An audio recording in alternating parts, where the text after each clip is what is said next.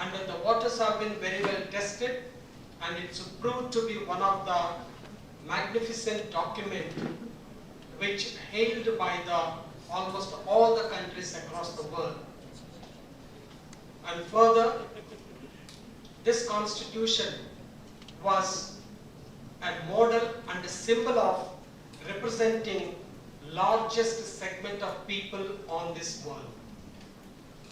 And this particular document, if you see, it's one of the longest constitution and lengthiest constitution, having more than 395 articles, 12 schedules, followed by and more than 100 amendments.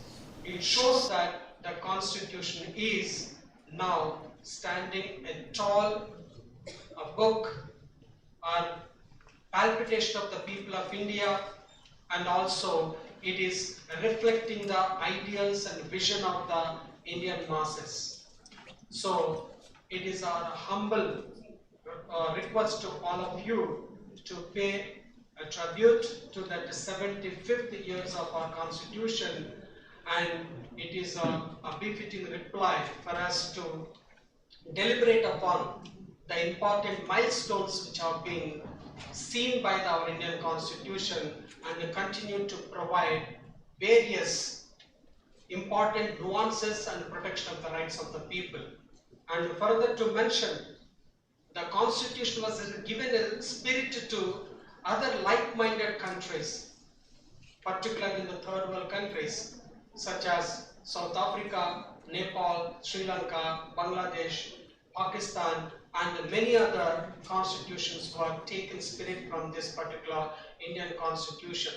So if you look at that, the success story of the Indian constitution today, we are going to listen from the stalwarts which have come from across the country. Now it is my great privilege and honor to invite our esteemed Vice Chancellor Sir, Dr. Arul Modi Varman, for this important gathering, and we welcome you, sir, for having come here and sharing this chaos with our Chief Guest. I also welcome our esteemed Chief Guest of this today's function, Honorable Justice Sri Krupa Sagar Garu, who is the judge of AP High Court, and when we approached him, he readily accepted our invitation, and is also one of the important academicians, and is also would love to come to the law school and spend time with our law students all the time. Thank you very much, sir, and we welcome you warmly. And I invite and I welcome Professor R. Venkatrao sir, who is our mentor and board of studies member, and he was the longest serving Vice Chancellor of this country, including the ULEP today, that is India International University of Legal Education and Research, and also he was National Law School of India University, Bangalore. And he was one of the first scholars who has written his PhD in international humanitarian law from the third world country way back in 1970s. And sir, thank you so much for having come all the way from Goa. And you are one of the greatest supports of our national law school here, and also being a mentor in the form of our advisory board. And your support is immense, and we thank you for that, sir. And second, and now I welcome our esteemed Professor Krishnanand sir, from having come all the way from and sharing the dayas and going to be with us and share his experience to all our young friends. Sir has a very well acclaimed scholar of history, political science, and journalism, and also today he is coming here and sharing his ideas of our 75 years of the Constitution.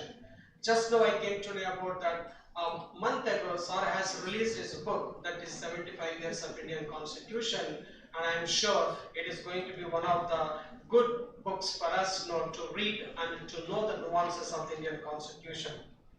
I take this as an opportunity to invite our esteemed Vice Chancellor sir, and also our Registrar sir, and our Registrar sir is always with us, great support, encouragement, and is always patting our back and informing that we should have critical debate and discussions among the student community to know about the India's rich traditions and constitutional values. Sir, thank you very much for having come here and gracing this occasion. I also welcome our Dean colleague, Wish, VIT School of Humanities and Social Sciences, Dr. Priyanka, for the co-host of this event. Thank you very much, ma'am, for coming here. So along with that, I invite our Dean Academics, Dr. Madhusudan sir, and Dean of VIT Business School, Dr. Arun sir, for this meeting, along with my esteemed colleagues, students, and friends. So, my dear friends, these 2 days, we are not only celebrating the rich traditions of India's constitution, but also we are remembering an important person of the history of Andhra Pradesh, combined Andhra Pradesh, that is Mr. Chidala Lakshmi Narasimha Rao. He was a freedom fighter. He fought against the Nizam rules, oppressive rules, and is also social reformer. And he belongs to Khammam district of Telangana today. And he contributed for the rich development of enhancing the ideology of the Indian Constitution. And he fought for the ideals during the famous independence struggle, and followed by the Nizam struggles, which created an important milestone. And his sons are requesting us to celebrate his contribution and reminding the values which they fought for, which are imbibed into our Indian Constitution. So with this, I take the opportunity to invite all our students, research scholars, colleagues for this important gatherings. I am sure these 2 days you are going to have a wonderful experience of listening from the star walls and reminding ourselves the values of the Constitution and also the great and rich traditions which we have been enduring since the last 75 years. Thank you very much.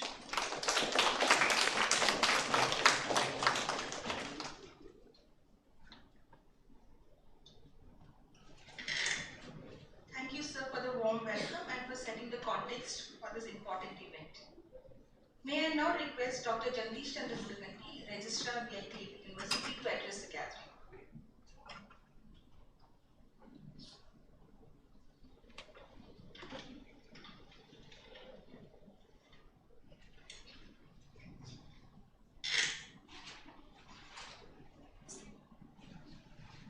Chief Guest, Honorable Justice Dr. V.R.K. Kupasagar, former Judge, High Court of Andhra Pradesh. Chief Guest, Professor R. Venkat Rao, Vice Chancellor, India International University of Legal Education and Research. Chief Guest, Professor B. Krishna Anand, Professor of History, City University, Gangtok. Honorable Vice Chancellor of VIT University, Dr. P. Arun Modivarman. Dean VIT School of Law, Dr. Banerjee. Dean VIT School of Social Sciences, Dr. Priyanka. Faculty colleagues, students, a very good morning to all of you. Today we are marking this program to celebrate 26th November, it's tomorrow, 1949. In 1949, the Constituent Assembly had adopted the Constitution drafted by the committee, which was headed by Dr. B.R. Ambedkar, and it came into effect on 26 January 1950. And we, that is our forefathers, the people of India, had drafted that Constitution and then handed over to us that how we will administer ourselves and how we will conduct ourselves in the new world. So, you should understand that a very young university like VIT and then the schools which formed VIT School of Law in 2020, the program started, the 2 honors programs, BALLB and BBLLB. And in 2021, we had started the program under the School of Social Sciences, that is BAMA. These 2 programs were very much thought about and started by our Honorable Chancellor, Dr. G. Vishwanathan, to give a better dimension, a holistic dimension to the university, which is otherwise termed as purely technical university. So VIT Vellore, we have so many of the departments, faculties, and then overall knowledge enhancement of the country happens with so many of the students in Vellore. So the same sort of culture should come over here, and the same the institution also should grow in the same lines as our parent institution VIT Vellore. With this in mind, in 2020 and in 21 we started these programs in various schools so that the importance of holistic education and knowledge development in the country should happen, and VIT should be also one among such contributors to the country. You understand that the Constitution Day 2015, actually while laying the foundation for statue at Dr. V.R. Ambedkar Memorial in Mumbai, the Prime Minister of India, Shri Narendra Modi ji, had given the call, and then it came into the Gazette that every year on 26th of November we will celebrate the Constitution Day. And since then there have been many programs being conducted across the country to sensitize people, because 75 years ago, so probably we don't understand much, the generations, and then it may not go to the next generations. What was the spirit with which our elders have drafted this constitution in those days? India was a very diverse country. After we won our freedom, there were so many of the inequalities, also so many challenges that we were facing. But the nation had inbuilt in its culture a very long thousands of years of thinking, and then the maturity that the country had. So it was very natural for us to prepare a constitution which will fit everyone. We coexisted in India from time immemorial.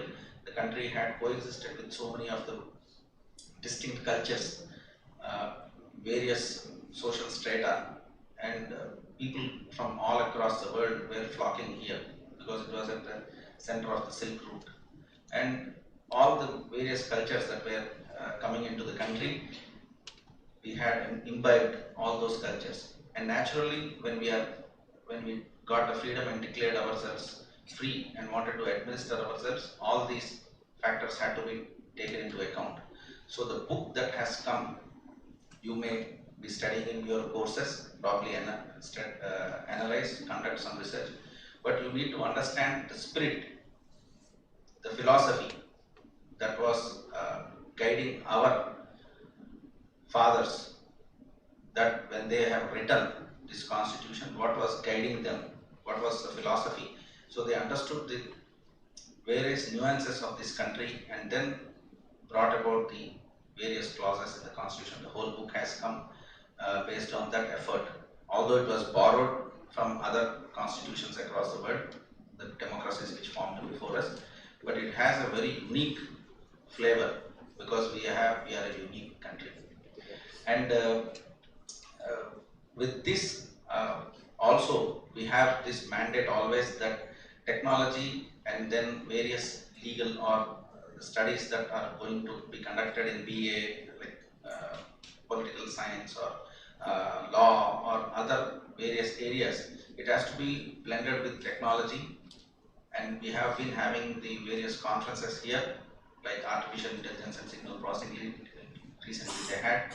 So while we are in the era of artificial intelligence, still artificial intelligence doesn't bring it. It can only help us, but it cannot, because you see, we created artificial intelligence with our mind, but nature, or you call God or something, created us humans after many millions of years of machine learning.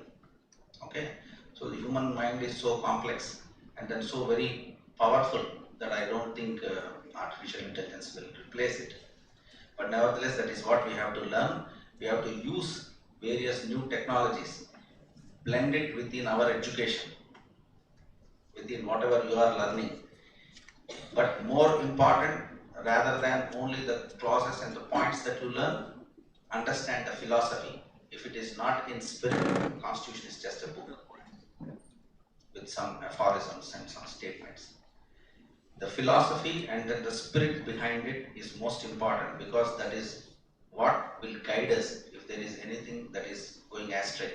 When we are deviating, we should go back and then see in what philosophy those people have mentioned those things, with what in mind they have.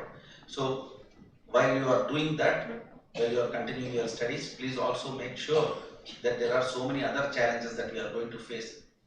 Technology, and then law, or technology and then social sciences. So much of blend will happen, because we see them as separate, but knowledge is not separated. It is like all blended and then overlapping. So you have to, apart from studying, should go deep dive and then understand where it all started, how the total philosophy, if you understand, then I think maybe you will do a better job, rather than just scrubbing the surface and then reading only the things that are on the superficial. So for that, I think what better than the eminent speakers today who have spent their life uh, studying this and then understanding the entire philosophy.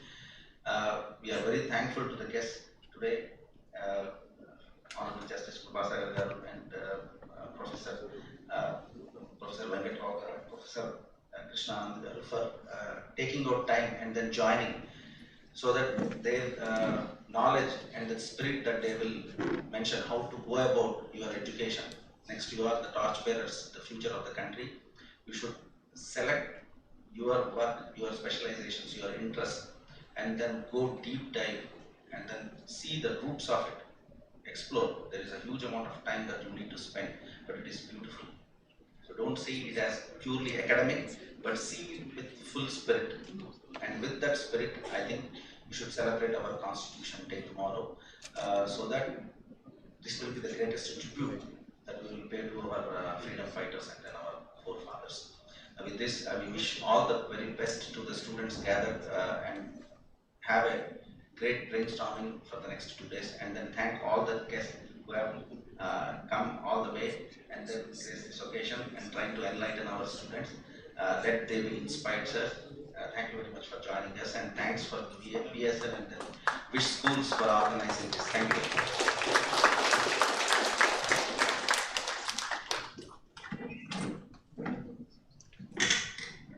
Thank you, sir, for the insightful remark. I'm pretty sure this is going to plant seeds of reflection in all of us. May I now invite Dr. P. Arunmozhi Varman, Vice Chancellor in charge, VIT University, to deliver the presidential address.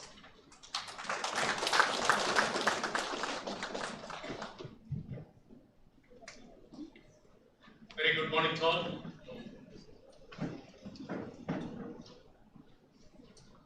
Honorable Justice Dr. P.R.K. Kribashal, the former judge and the High Court of Andhra Pradesh. On behalf of the VIT University, we welcome you, sir. We also have the stalwarts joined today, Professor R. Venkatrao, Vice Chancellor, Indian International University of the Legal Education and the Research, NOVA. He is going to enlighten us about the amendment, reforms and the constitutional evaluation today. On behalf of the VIT University, we welcome you, sir. We have esteemed Professor the Krishnanand sir, Professor of the History, Sikkim University. Make it presence all the way from the Sikkim University, contact to VIT to enlighten us in terms of the Constitution of the India, the legacy of 75 years. Also, I came to know that Dr. Sambaya Gundimina is also going to join with us. And I'm happy to note that the School of Law is celebrating the 75-year journey of the Indian constitutions. On the mark of that, they are organizing the two very important level of the event. One is the national workshop on the 75 years of the Indian constitutions, dialogues between the legacy, transformation and the future prospects. The respected register already touched upon that, they think how the AI going to play a role in the various fields of our the activities, especially even in the recommendations for the all the law. So how the people are going to work out based on that. Also, I am happy to note that Cheddala Lakshmi Narayana Rao Endowment Lecture on the Constitutional Law on the occasion of the 75 year of the journey of the Indian institutions. So it's very coincidence on the 26th November as the Indian Constitution Day that we are celebrating. Respected Dean, VIT AP School of Law, Dr. Banerjee Chitkar. Respected Dean, Dr. Priyanka Ghosh, Dean Social Science and the Humanities. Respected Dean Academic and the respected Dean VIT Business School. My dear colleagues and the student friends from the School of Law. It's a very important occasion.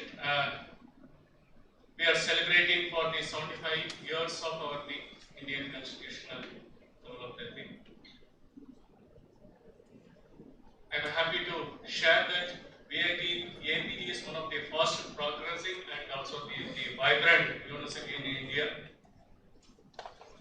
It's my profound honor and the privilege to be the part of this today's activity. Let me touch upon that how the Indian constitutional level of the thing which helping us to strengthening our the democracy. We have gone through the several miles in terms of the hundreds of the amendments and also reflecting India's dynamic socio-political landscape because multilingual states and its a core value is again keeping the democracy, freedom, federalism, secularism and the rule of law.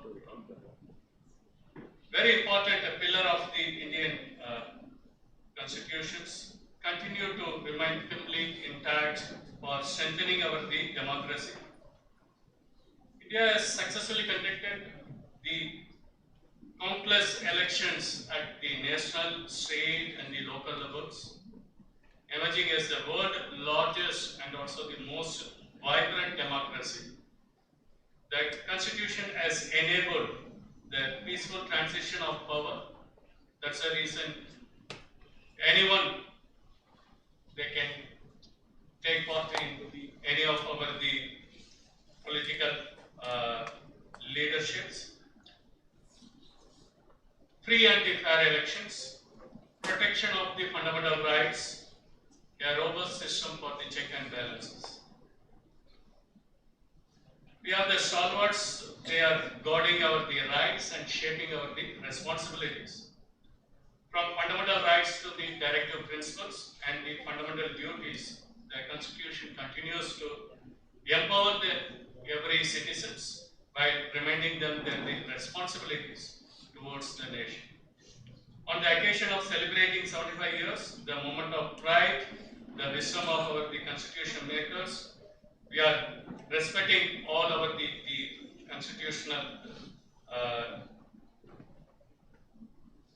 empowerment given by all our leaders. We are actively taking part as citizens of India. Our journey is inclusivity and also the global leadership. We have the much road ahead that India has to move towards the centenary as a republic, and also for the Constitution will remain the foundation of the sustainable development, social harmony and scientific advancement, where the justice and equity for all. I am sure that the 2 days deliberations and the brainstorming and also the stalwarts they are going to address for the various aspects of the topics, it is also being listed. And also noted that tomorrow Dr. Ajay Kudavarti, the Associate Professor from the Center for Political Science from the JNU, New Delhi, is going to address why do Constitution fail, and also Dr. Ringo Lamba, the Associate Professor from the National Law School, Indian University, Bangalore, Dr. SRTP Suvanagaru Raju, Professor of the Political Science, is going to address for the Indian Constitution and the core values, and Dr. Saqib Chaudhary for the Assistant Law of the Professor for the Law, National Law University of Assam. I am thankful to the School of Law as well as the School of Social Science and the Humanities for taking this the great effort to bringing such a stalwarts to sharing their the experience and interacting with all of the students and the young leaders going to be the national builders for the tomorrow's India.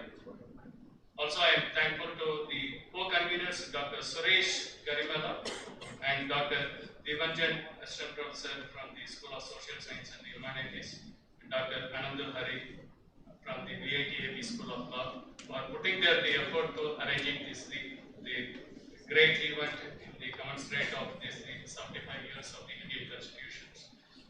Once again, I wish this the deliberations come into the meaningful and the fruitful. Our students has to be more socially responsible to raise their voice on the occasion of the 75 years of the Indian Constitution. So let this the dialogue continues, and we will ensure the harmony and the social justice in our country. Thank you all for this the great opportunity. Thank you.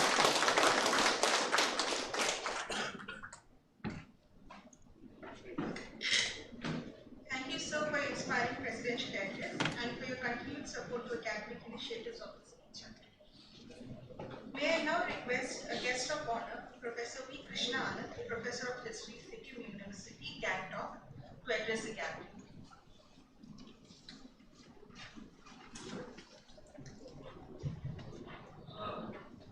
My dear fellow panelists here on the dais, teachers otherwise, and the wonderful students. I mean, I must say that I'm someone, some kind of a stranger, whether it is the discipline of law or social sciences, because I sort of have been working on the intersectionality between history, politics, and law. And in some senses, I have been a rolling stone. And I remember that as a child, when I used to say that, much later also, my father always used to taunt me, say, rolling stones gather no mass, so you need to settle down. So I used to retort, saying that, look, sediments alone will settle.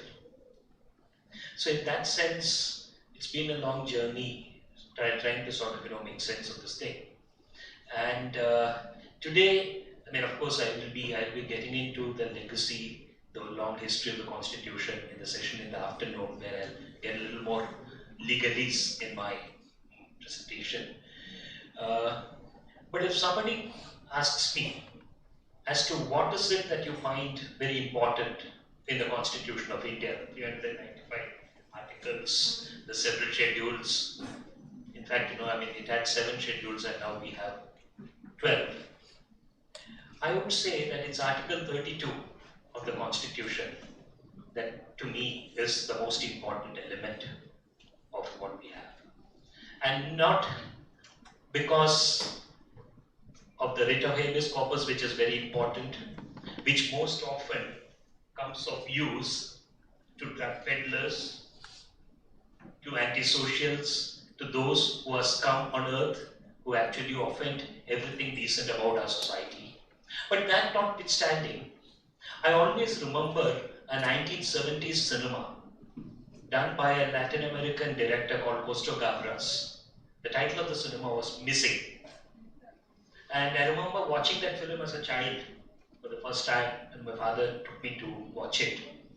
And having watched it several times, it's basically the story of a child who doesn't return home, and the father goes in search of the child.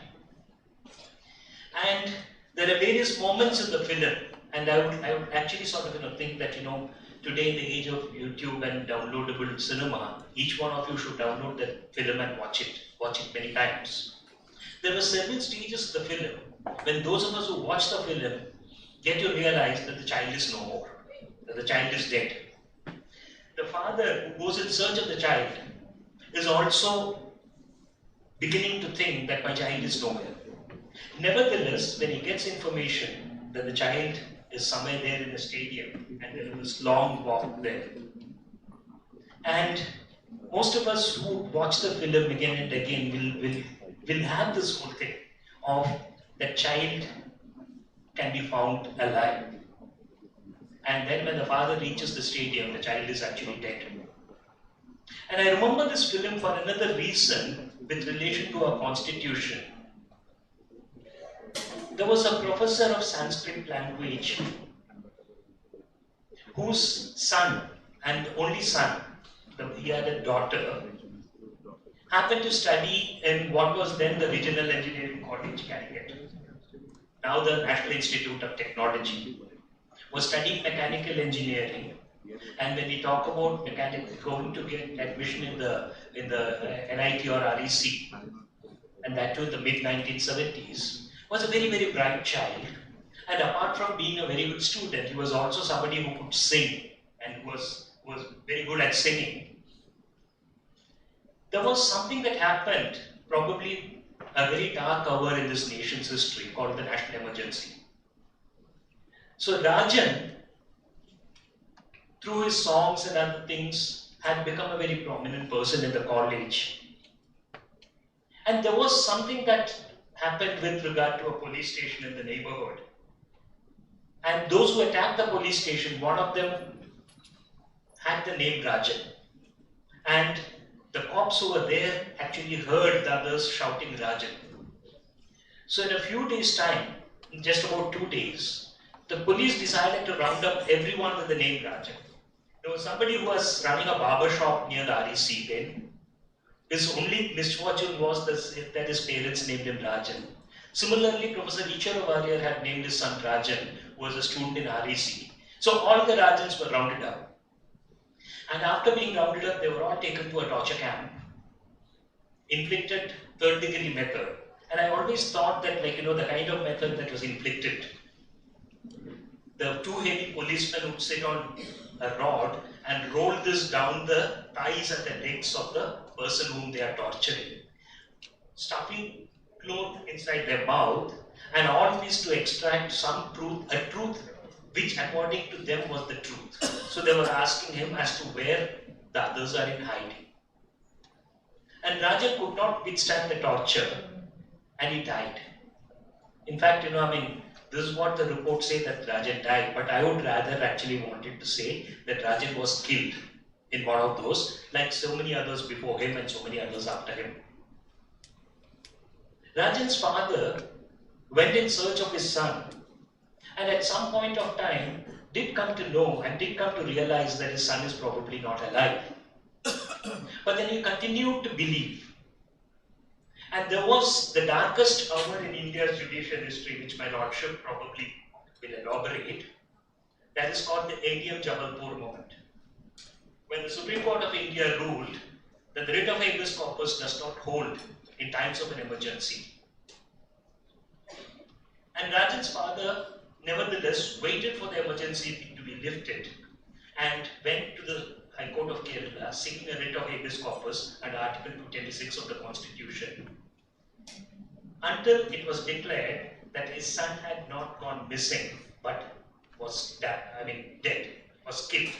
And the then Chief Minister, who was Home Minister during the emergency when all these things happened, had to exit, had to go. And that is probably why I say that the writ of habeas corpus is perhaps the heart and the soul of the Constitution. There have been moments when this writ turned ineffective. There are moments when hundreds and thousands of drug peddlers and antisocials get relief. Nevertheless, it is the Constitution, and it is Article 32 and 2226 that gives this remedy, a remedy for every citizen to seek against injustice committed by the state. In fact, when we are talking about injustice, it can be one person cheating the other by way of, let's say, online fraud. I think most of us are victims of it, or are probably going to be victims of it. But what is most important about the constitutional scheme VIT actually talks about it, the rule of the law, that is a legislature, an executive that is accountable to the legislature, and the third and the most important component of the rule of the law being a fearless judiciary, a fearless judiciary. And the writ of habeas corpus is something that is an arm which the constitution makers incidentally learned from the experience of the Weimar Constitution as to what Hitler did to the constitution, to say that the threat to human society, that the threat to human rights not necessarily comes from fellow human beings, but the biggest threat to the human society comes from the state, which is supposed to be the guardian, and that is where we need a judiciary that is accountable.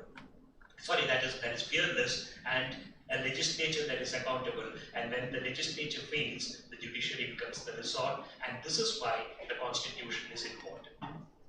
With these few words, I take this opportunity to thank the organizers. And I mean, repeatedly told that the stalwarts here are going to educate you. I think, education is a two-way process. Probably, I personally think that I've come here also to learn from you. So in a sense, please don't consider that, I've been one of those selfless characters who came all the way from Sikkim. No, I've been selfish, but that I want to learn from you all, and particularly the young students with whom I will have the opportunity to interact later in the afternoon. Thank you very much. Thank you, Deepak.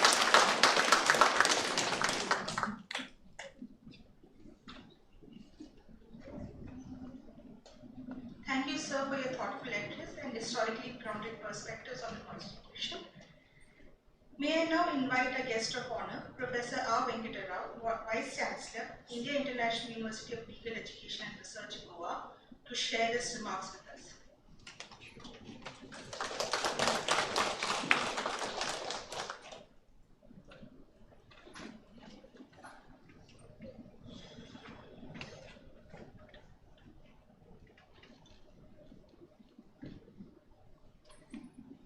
Most revered dignitaries on the dais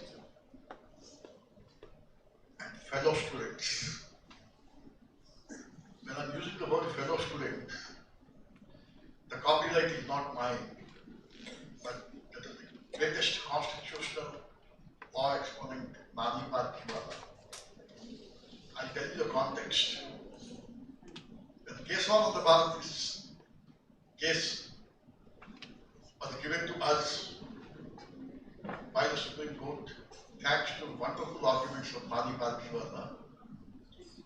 A seminar was organized in Pune, where, along with Nani Parkiwala, 4 Supreme Court judges who decided the basic structure were also present. And Nani Parkiwala was invited to address the gathering. He said, "My lord, my lord, my lord, my lord." And then fellow students.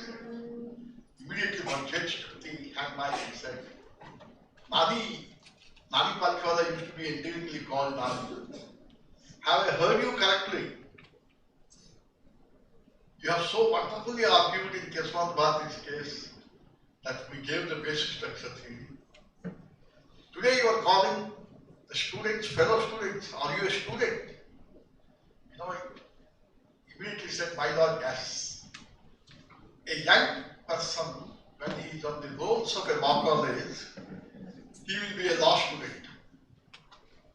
But when he walks from the university to universe, this law student will become a student of law throughout his life. And that's how I have called you.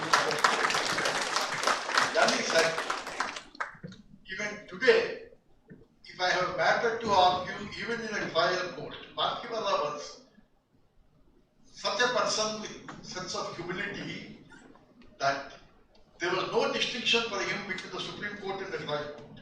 He always used to say, all courts perform the same function. Even at the ripe old age of 80 plus, he used to appear in the trial courts. And he said, "My lord, if I have a matter to argue in trial court today, my trousers would start trembling like a first year LLB student. And the day on which my trousers would stop trembling, I would pick the profession." So, in that context, I have got you fellow students. I will be very brief because I have an extensive 1 hour session with you. Thanks to Banerjee. I must congratulate all of you for joining law because legal profession is the only profession that finds a place in the Constitution of India. If you look at 395 articles and 12 schedules, you don't find a mention about engineers, doctors, politicians, but somewhere your constitutional teachers will tell you between 20 and 22 articles to be defended by a legal practitioner of your choice.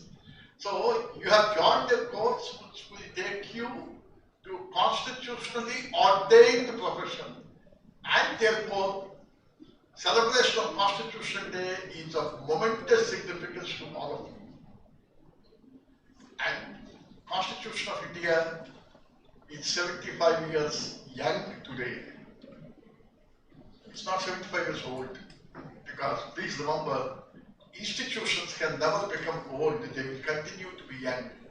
Only ordinary mortals like us will become old. So you can say Professor Rao is 70 years old, but Constitution of India is perennially young. And Honorable Minister sir was referring to the significance of Constitution Day. I will add just 2 words to that. Thanks to Justice Krishna Iyer, in 1979, when L.N. Singhvi was the president of Supreme Court Bar Association, L.N. Singhvi, the father of Abhishek Manu Singhvi, Justice Krishna Iyer called L.N. Singhvi and said, from this year onwards, 1979, you are required to celebrate 26 November as a Law Day, he said, a day of social audit about our own accountability we will examine.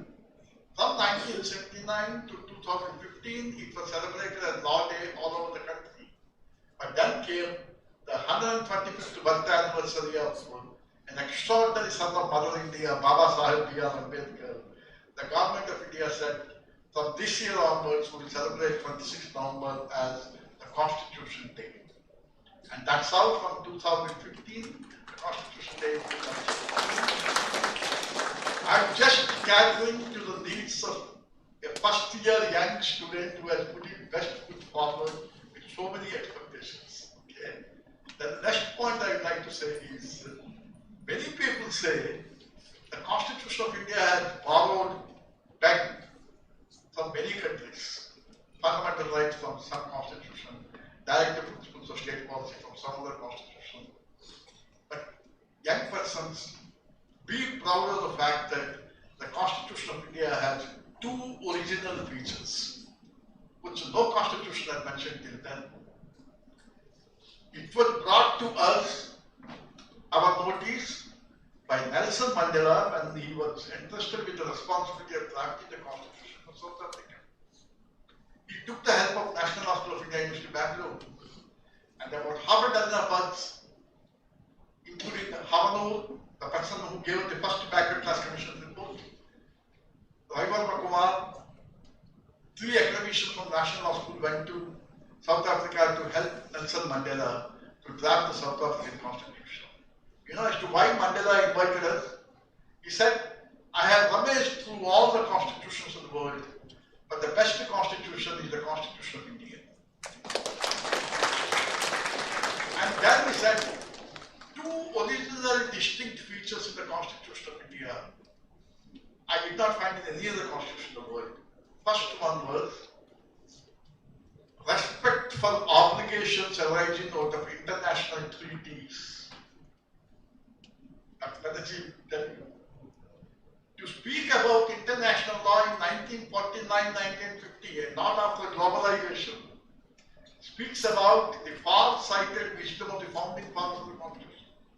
The Indian Constitution is the first constitution to have made a mention about international law, somewhere around Article 51. The second one is democracy at the grassroots, Panchayat Raj institutions, not 73rd and 74th Amendment, organization of village panchayats in Article 40. He said these 2 are the distinct features of the Constitution of India, and I bow down my head before the founding fathers. He said, these are the things which should make you proud have a legacy which you will be inheriting, thanks to the wisdom of the founding fathers of the Constitution. Therefore, only one thing I will appeal to you, from today onwards, whatever you do, take a pledge that the Constitution of India will be at the back of your mind and will be at the center of your heart. Whatever you do, look at the Constitution. And remember, Vice Chancellor sir, that I was speaking about fundamental duties. There is one duty which you must never forget: to strive towards excellence, both in your individual sphere of activity and collective sphere, so that the nation constantly rises higher and higher.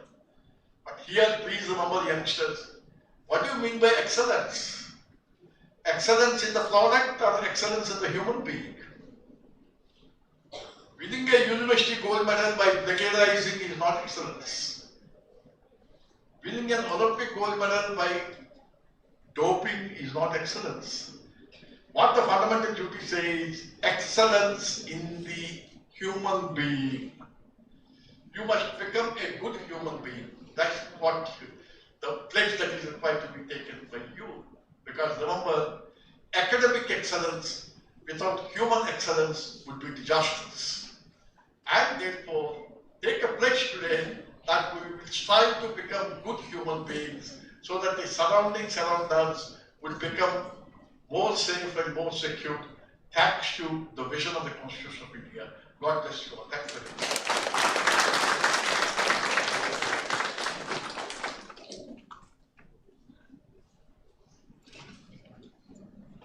Most awaited part of the inaugural session. We are deeply honored to have Honorable Justice Dr. VIT Kripasagar, former Judge, High Court of Andhra Pradesh, as a chief guest. May I request Honorable Justice Dr. VIT Kripasagar to address the gathering.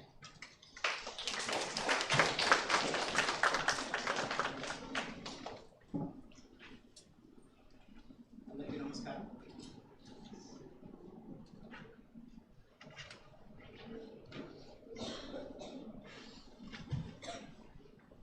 My good friend Banerjee brought me here to stand here. Stand between the emerging and the eminence. And the debate was about stalwarts.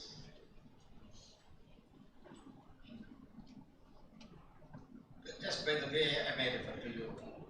One of the dictionaries says a want is a firm, abnormal, elevated blemish on the skin. And stalwarts, perhaps that is one thing that we have. And now, who is a stalwart? And the other thing that actually tells us a stalwart, a person who is loyal to their allegiance. The example given is, especially in times of revolt, during the American Revolution, stalwarts remained faithful to the British Queen. So a stalwart is one who always changes his loyalties. But I think allegiance to the Constitution is actually thought of. And then calling me here, I always remember a belief. The student, the researcher, and the teacher who really awaken the society, because they are the ones who are really desirous of reading something, looking at it, analyzing it, and telling everyone this is what it is. I'm very happy to be here. Happy to be here because this is a great academic institution. And they say old people are happy to be with the young so that they can feel young. At 62, joining with you at 20s is a happy occasion. And speaking about whatever little that I could actually hold in my mind, that would be the next session. And I really thank the university and the law school for making me a part of this this wonderful celebration. All the best. Thank you, sir.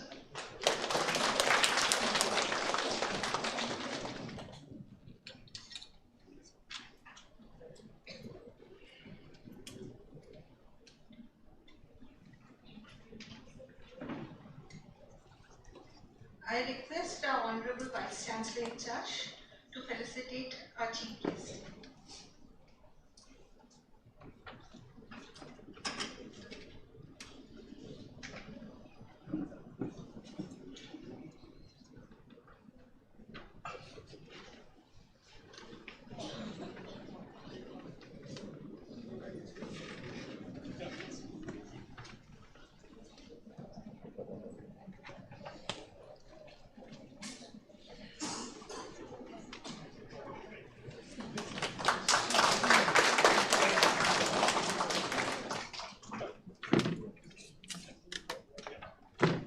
Excuse me.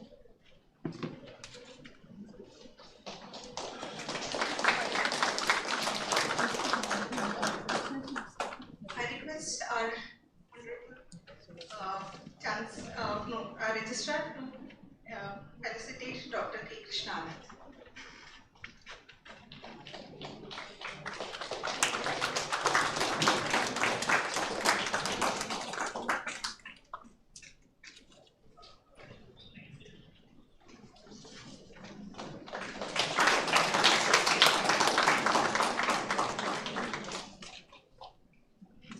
I request our Registrar to felicitate Professor R. Venkata Rao.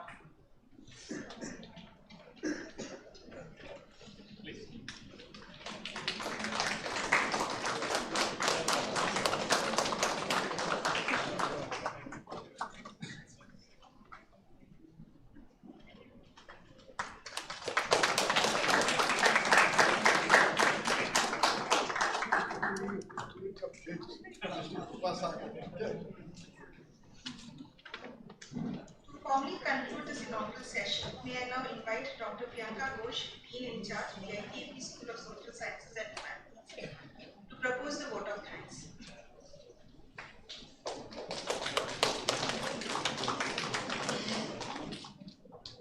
Honorable dignitaries, esteemed guests on dais, respected faculty members, and dear participants. On behalf of the VIT School of Law and the VIT School of Social Sciences and Humanities, it is my privilege to propose a vote of thanks on this special occasion as we inaugurate the National Workshop on 75 years of the Indian Constitution, dialogues between legacy, transformation, and future prospects.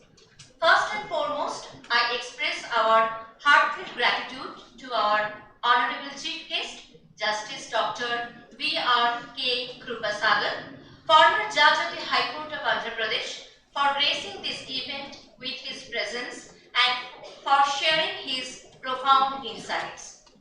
Your thoughts have set an inspiring tone for the deliberations that will follow today and tomorrow.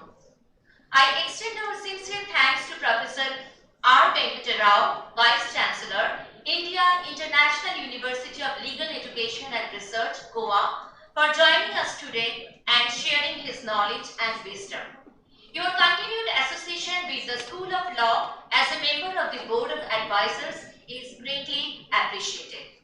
Our warm gratitude also goes to Dr. V. Krishna Anand, Professor of History at Sikkim University, for gracing this two-day national workshop with his presence. Our sincere appreciation goes to Dr. G. Vishwanathan, Founder and Chancellor VIT, whose visionary leadership continues to inspire excellence and innovation in academia. His unwavering commitment to education has shaped this institution, and we are truly grateful for his guidance and support. I also extend my heartfelt thanks to the Vice Presidents, Mr. Shankar Vishwanathan, Dr. Shekhar Vishwanathan, and Dr. G.V. Selvam for their exceptional leadership and guidance. We are equally thankful to Dr. Jagdish Chandra Mudiganti, Registrar, VIT University, for his words of encouragement, and to our Vice Chancellor, Dr. P. Arun Mozivarman, for his support and visionary leadership. I sincerely thank Dr. Banerjee Chapa, Dean of School of Law, for his welcome address and for organizing this national workshop with so much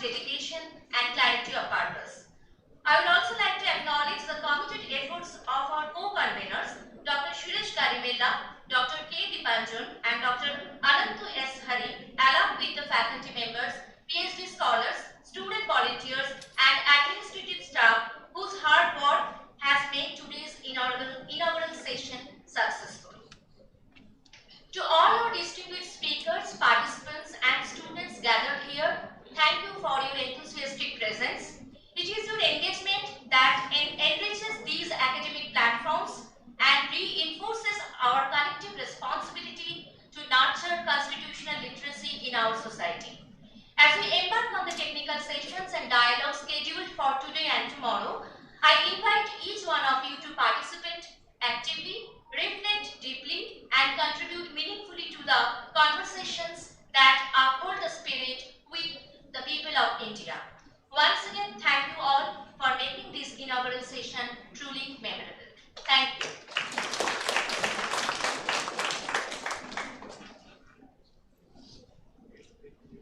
Thank you, ma'am, for expressing a collective gratitude. With this, the inaugural session for the National Workshop on the 75 Years of the Indian Constitution, Dialogues between Legacy, Transformation and Future Perspectives stands concluded. Participants are requested to stay seated for the keynote session on judiciary's role in constitutional transformation, followed by technical sessions as per the schedule. Thank you all once again and have a meaningful and engaging 2 days.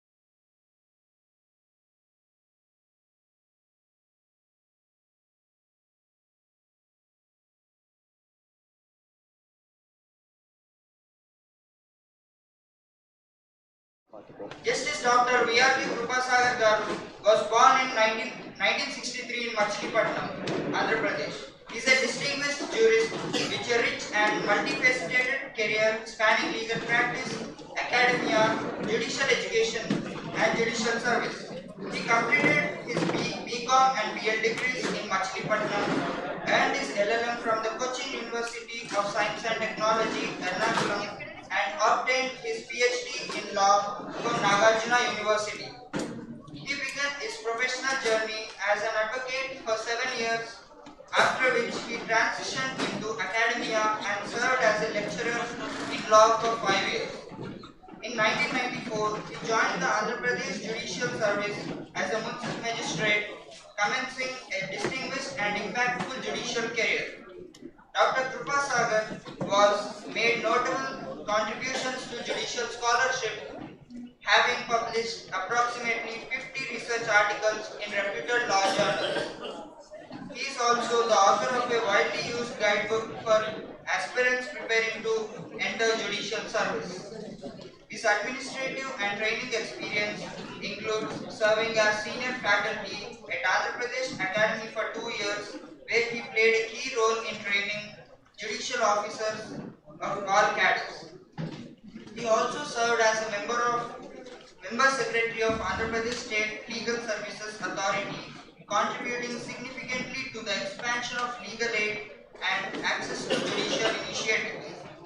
While serving as Principal District and Sessions Judge, Kurnool, Dr. Krupa Sagar was elevated as a Judge of High Court of Andhra Pradesh on 4th August 2022, where he continued an illustrious career until his retirement on 18th June 2025, an acknowledgement of his judicial, erudition, administrative capability, and unwavering commitment to the judicial delivery system. It is my privilege to invite Justice Dr. VRK Krupasagar Garu to this session, as I request him to share his valuable insights on the topic Judiciary's role in constitutional transformation. Thank you, sir.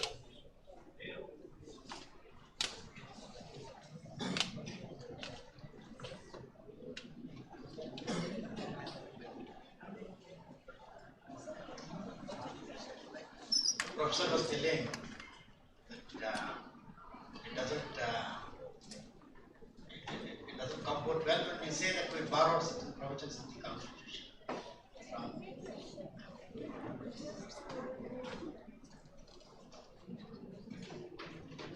from other constitutions. That's right, but what is required to remember that we are always governed by values. Luckily, this is winter in Andhra Pradesh. We gave all of us the warm welcome we can enjoy. But a hot country like India, giving a warm welcome is not really appreciated, right?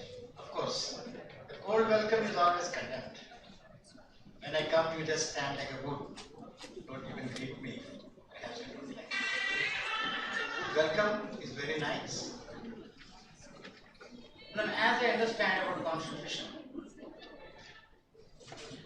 there is one significant distinction that you must keep in your minds about a classroom and a conference or a workshop. A classroom teaching essentially disseminates most important aspects of that particular branch of law.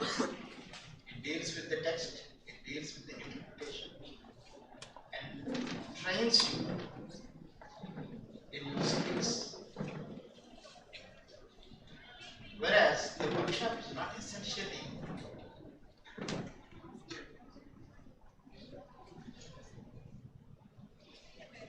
something else. A little deliberation on certain important aspects.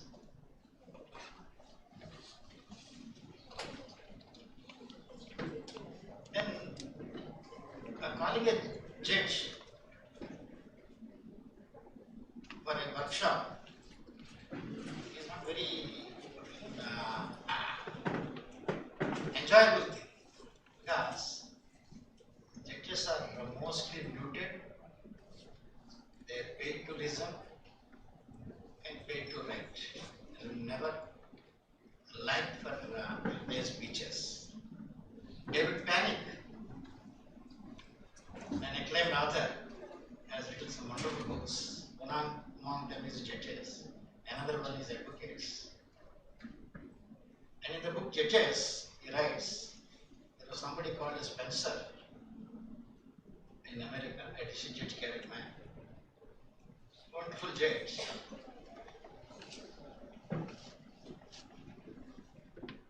What he does is, he listens to the case, he listens to this lawyer, and listens to the other lawyer, and then tells him that justice is providence, let the God decide. He takes a pie, spins it, heads for you, tails for you. Finally, he was removed from the service. And that was the only one thing that he used to do. Neither listens, nor reads, nor writes, leaves everything to God. Right, friends?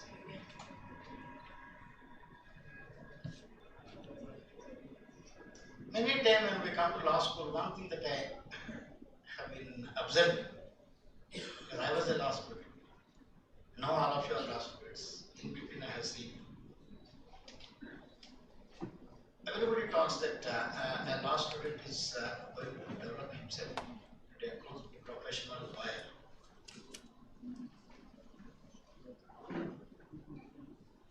I do not know why everybody thinks that a law student must become a lawyer. Maybe it is out of greed people say that, because it is only the lawyer who is rewarded for his words. Everybody else has got to invest something, and a lawyer doesn't require perhaps invest anything. Before I start anything formal, I request my friends here to keep in their mind two things. Number one, all of you are coming from some families. A father, a mother, and a child, that is you. Father goes out, procures all the condiments, legislature. Mother cooks, the executive, and you eat. Say, this is good, this is bad. So the judging. So judging comes at the end. But that comes only when something is procured and something is cooked, not otherwise. So now my role here is very easy, because it is only as a judge, how somebody judged is the topic for me. I think more than me, you are well aware of all those wonderful interpretations, wonderful rulings that are published, very good books. As the Professor Anant was telling us, a rolling stone gathers no mass, it loses its weight. It is only in the classrooms a little more weight is added to us so as to keep us stable. And you are very fortunate that you are one of the wonderful law colleges here. Dear friends, now tell me, what is to be celebrated? 75 years. Do you like old people? Or you want to mingle with your young generation and lead a happy life? 75 is very old, at least older to me, older to my professor also. Then the question that you must always see, classroom is a wonderful place. It is wonderful because for doing certain things you are appreciated here, whereas in the rest of your arenas of life, you are condemned.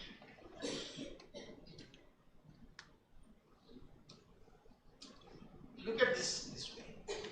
You will read in your textbooks, Constitution is a living document, an organic document. this and that, right? Have you read? Anybody has completed Constitution as part of their curriculum now?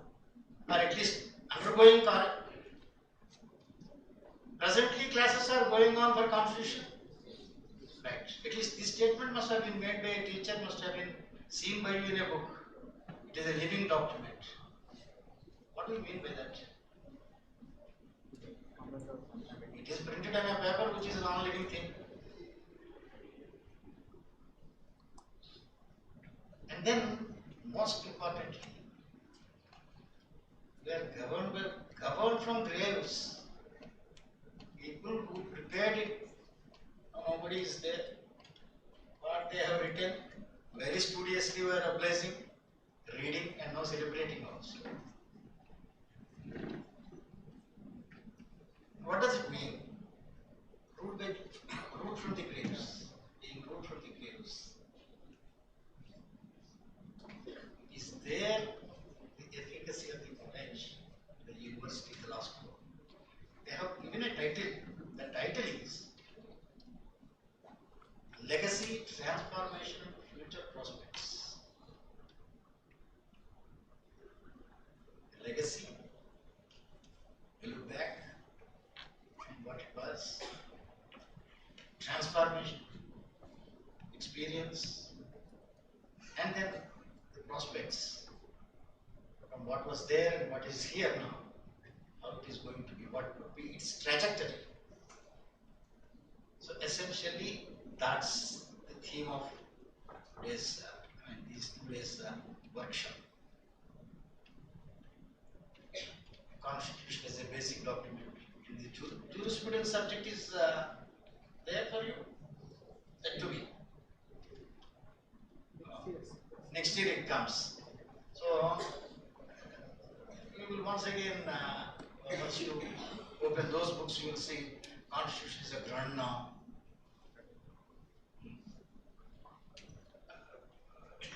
Now means all grinding norms are there. They are bundled together, all important things. It is called perhaps ground now. It's inviolable, very important.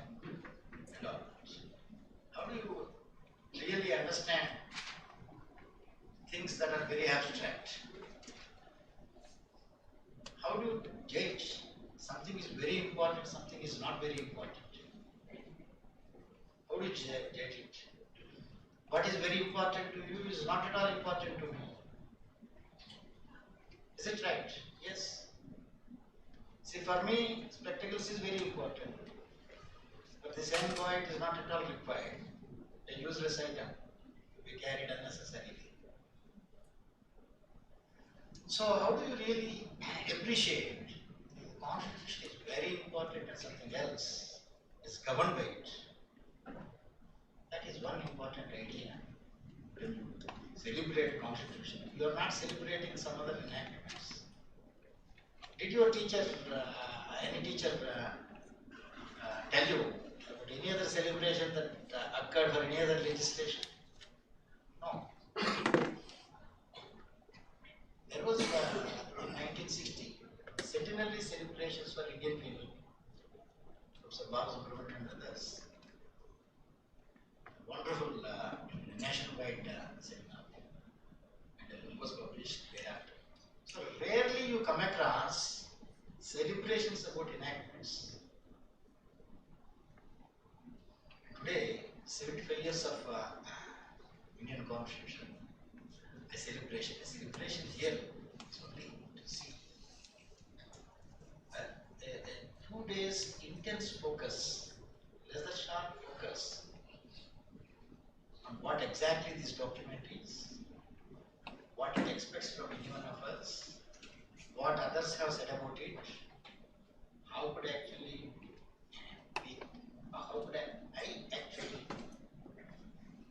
utilize the various themes and ideas that are enshrined in this Constitution.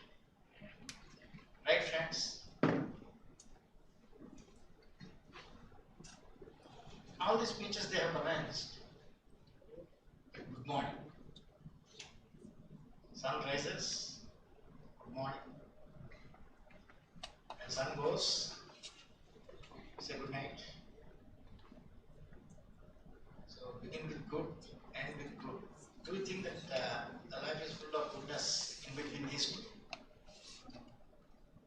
So if not goodness, what else other than a teacher in exam?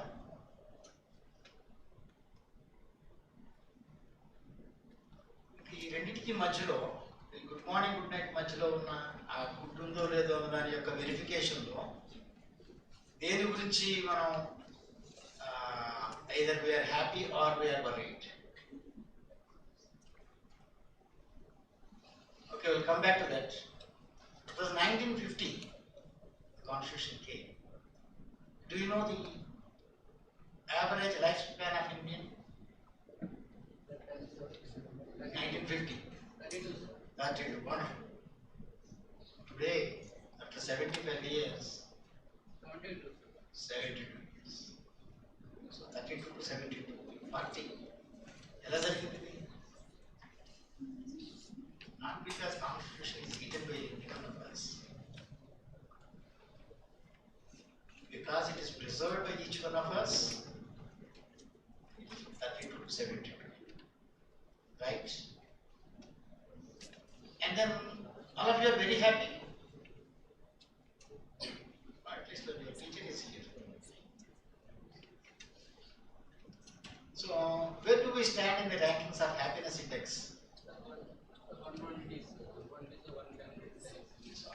Out of about 140. That is UN membership or some such thing. Here it is only 145 also. So by నుంచి కిందకి చూస్తే from the bottom very very low. So you can stand and turn around and see how happy they are. Some of them are very gloomy. Why? Because they are not interested in the structures of playing in the These are wonderful. Right. Very good. Correct. How many of you have looked at the pact of the future? Have you heard about it? Must have.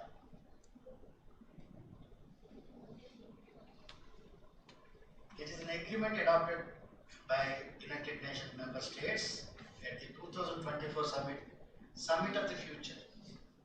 The Summit of the Future, the Pact of the Future was adopted. The summit was held at UN headquarters in New York on 22nd and 23rd September 2020. ఎందుకది ఇప్పుడు చూడాలి. No, of course. What exactly is the future? You switch on to any TV every day in the morning.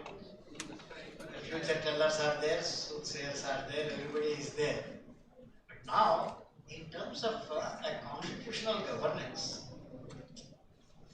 all this, let's say, at each age, a human appreciates things in one dimension. At a different age, he appreciates it in a different dimension. But a student, irrespective of the age, is the one who is to understand all these dimensions. It is precisely why Vidyarthi. So you are actually paying fees and then begging. So that is the importance of it. Right? And then it is also said there is nothing like somebody teaches you, but there is something always true is everybody learns.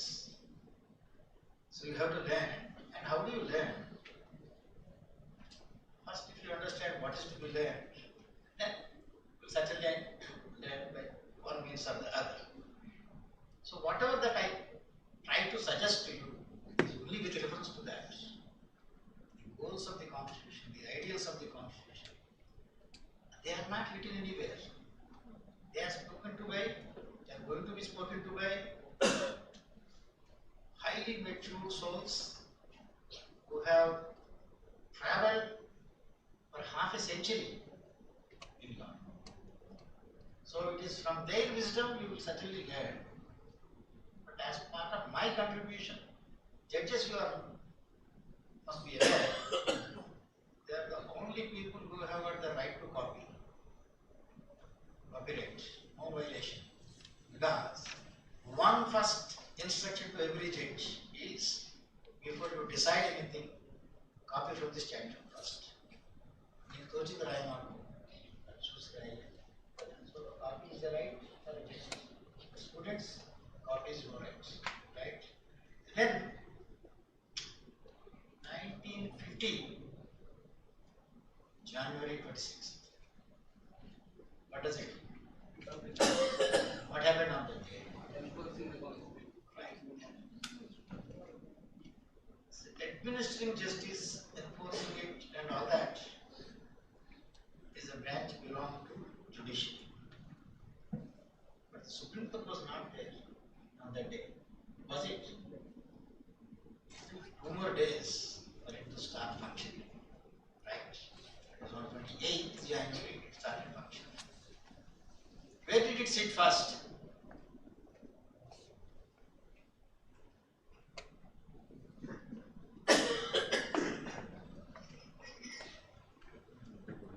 It's at the present, earlier old Parliament House, Parliament building. There, in one of the rooms, first sitting of the Supreme Court was in. It was sold in 1958, and it is thereafter the existing Supreme Court building came. It commenced its business with 8 judges and about 1,250 cases. Now today, we have got 34 judges and 90,000 cases. Is it a growth? Whether the number of cases that are pending in a court, does it signify its health or its sickness? How do you look at it? ఎలా చెప్తారు?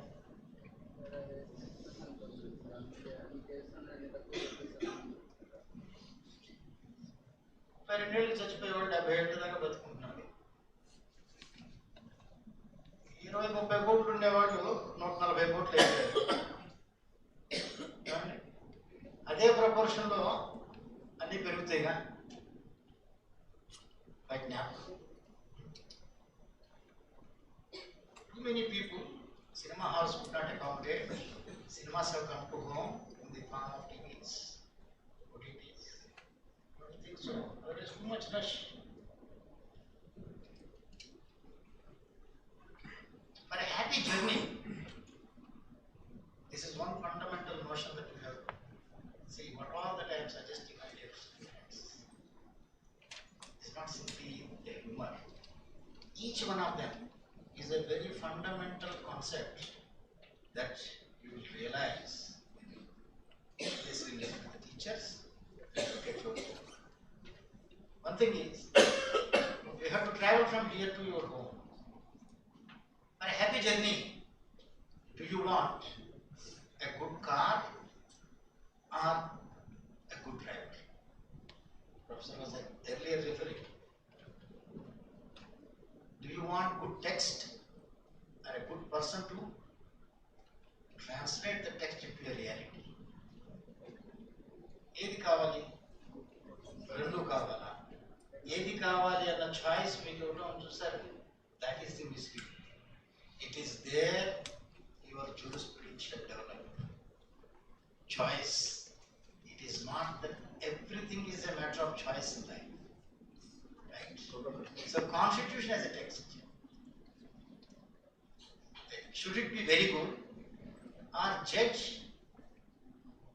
or the executive who implement it, or the legislature who does the work under the constitution, or the judge who decides a cause, they should be very good. So these are all drivers. The constitution is the car. Very bad car, Vizag daaka ellam meer. Very good car, hopeless driver. అంత speed గా వెళ్ళమాకు break వేయండి దానికోసం వెతుకుతున్నా అన్నట్టు వాడు. So కొండల మీద వెళ్ళిపోతున్నాడు ఘాట్ రోడ్లో తిరుమల అపారమైన వేగం, very high speed. Members traveling in the car were panic stricken. They were telling the driver, please press the brake, press the brake. He was telling that I was searching for it, I was searching for it. No, I am the driver. How would you do? So you require a good car, you also require a good driver. You require a good constitution. You also require good people to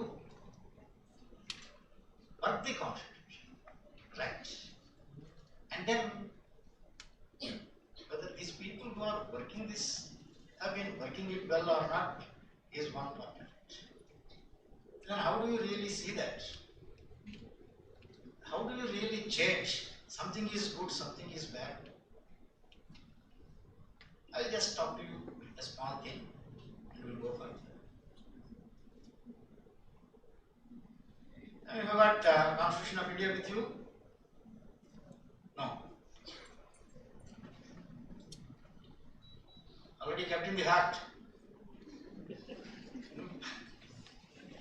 You keep it in the heart. See, you also have to keep it in your mind. That's how it is. Because you have to write exams. I will just, the reason for talking to you is only this. A few things.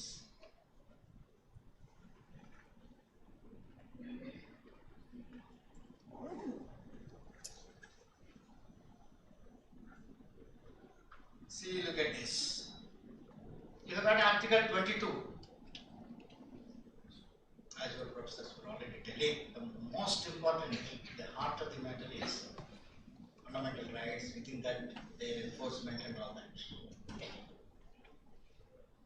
One important article is Article 22.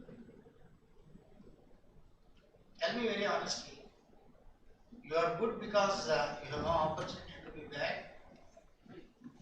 or you are inherently good?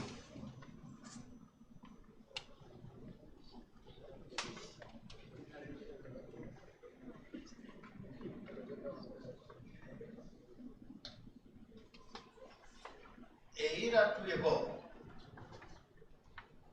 the Justice of the International Court of Justice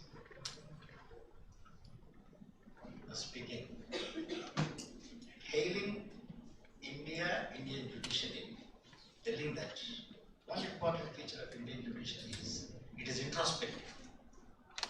It is very introspective, right? So that is one important feature. That is one important feature. But now tell me, whether you are good inherently or you are good because you have more opportunity. Penal code you have been studying? Not yet. Right. So, right. Purpose of asking this is only to, to know for myself as to what I should speak to.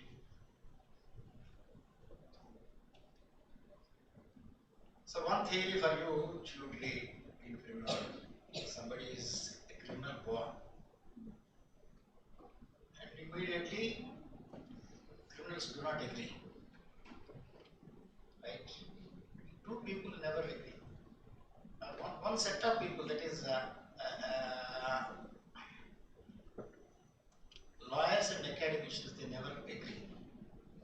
Right? That is the way, that friction alone actually improves.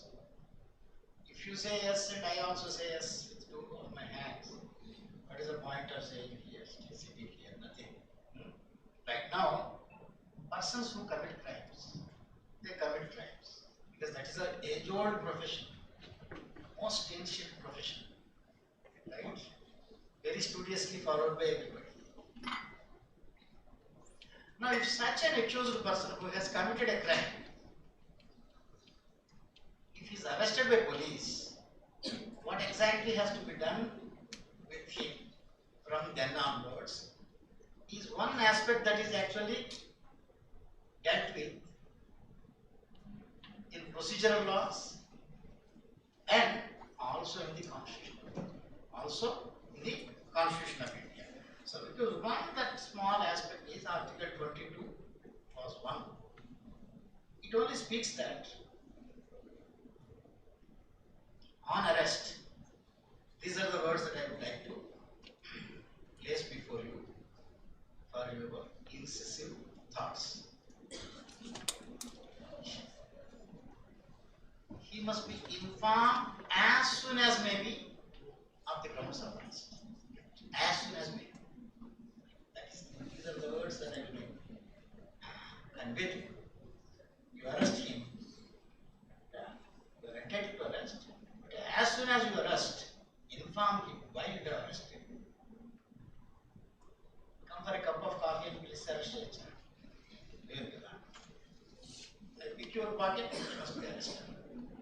But once you arrest me, you must tell me why you have arrested.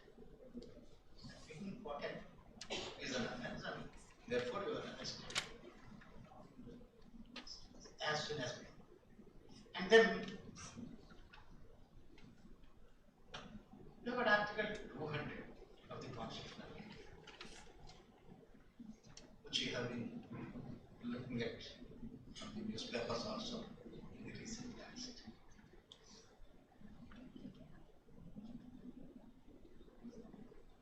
Legislations made by the legislature or to be finally signed by the grandfather, he keeps it there, doesn't sign it. The government. This differs to government. Now Article 200, the governor may, as soon as possible, after the presentation, if he doesn't want it, he shall return it with an advice. If he wants to sign it as soon as we. So what exactly is the current status now on this one? Rendu chotla kodi it is as soon as may be. Right? There was some decision and soon after that there is another decision. Why it happens? Why does it actually happen? That yesterday they say within 3 months you must do it. Today they say you will not do that. Do they say that you will never do it? Did Supreme Court say the governors should never sign anything or should never return it at paper? Right? Etla decide chestam oka vishyanni. Taking decisions, giving decisions. After listening to very lengthy arguments about that, it's not that easy. It is not that easy. And over a period of time, we'll be reading that even the artificial intelligence could not decipher the ratio of case on the Bharati's case and all that. It is everything. మీరు మాట్లాడుతుంటే మధ్యలో నేను మాట్లాడుతుంటే ఆయన కూడా మాట్లాడుతుంటే everybody talks.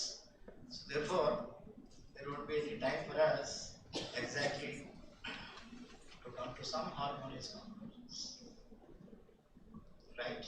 And then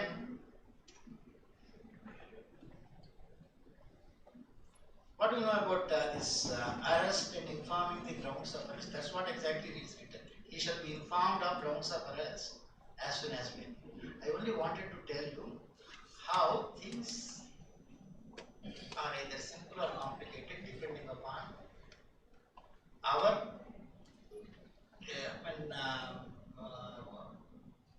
what you call our knowledge of the life. How I am exposed, tell me how the point, a norm should be there, how it should not be there and all that. If I am not exposed to anything, I will never know what is right and what is wrong. So you being children, not really exposed to realities of the world. Every teacher or any teacher who is going to speak to you on any fundamental aspect of the Constitution or for that matter anything under law is relevant for exam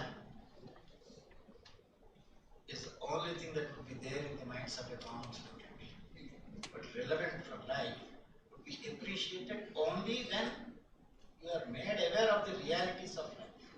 You are made aware of the realities of life. For that, how do you really study this constitution? Study the constitution not as a legislator, not as an executive, not as a judge. Study the constitution of India as a citizen of this country. As a citizen of this country. And this citizen, constitution considered as a structure because it created several structures. Building అనుకోండి మంచి building కట్టించారు అమ్మా నాన్న, you are sitting there enjoying the cozy life. Somebody comes and says Isanyam, it's not correct. Immediately do you go take a bulldozer, demolish it and build a new house?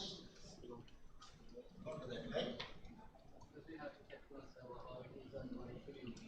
So a little amendment would be sufficient. So you do it more than 100 times. You have a shirt. 100 times it was actually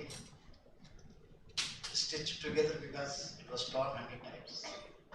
How do you really consider a shirt being stitched and over-stitched and restitched for 100 times? Is a good shirt to be worn or to be thrown out? When I make a comparison,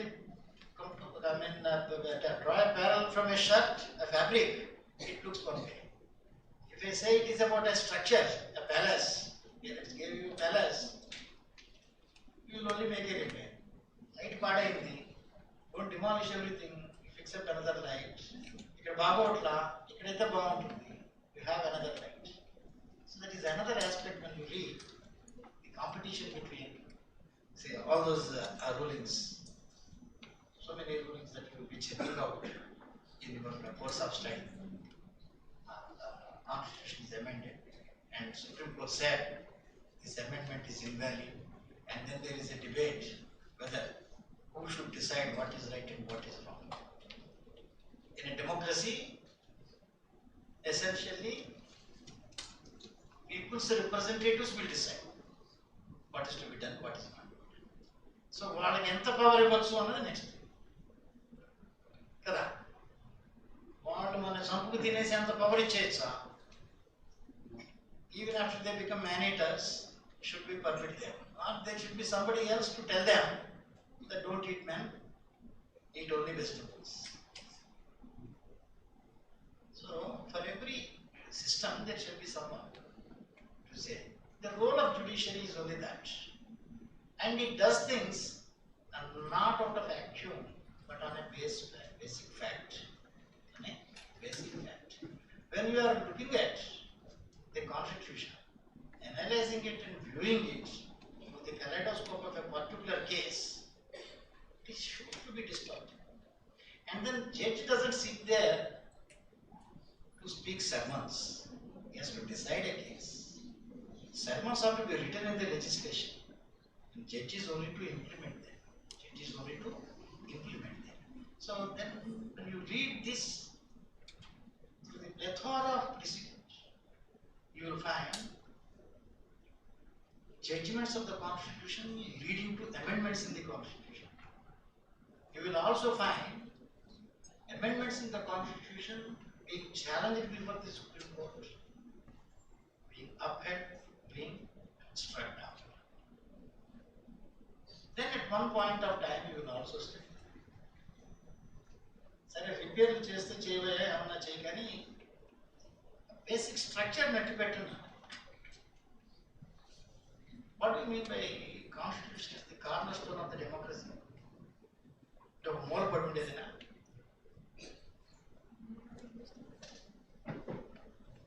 Constitution is the cornerstone of democracy.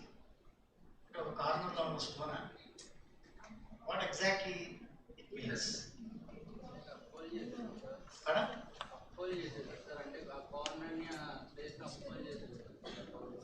ఏ కారణాన్ని? ఆ కారణంలో బరువే ఉండకూడదు.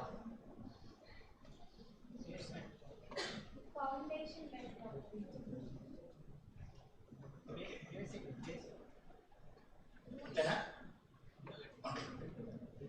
They say architecture, the cornerstone is one,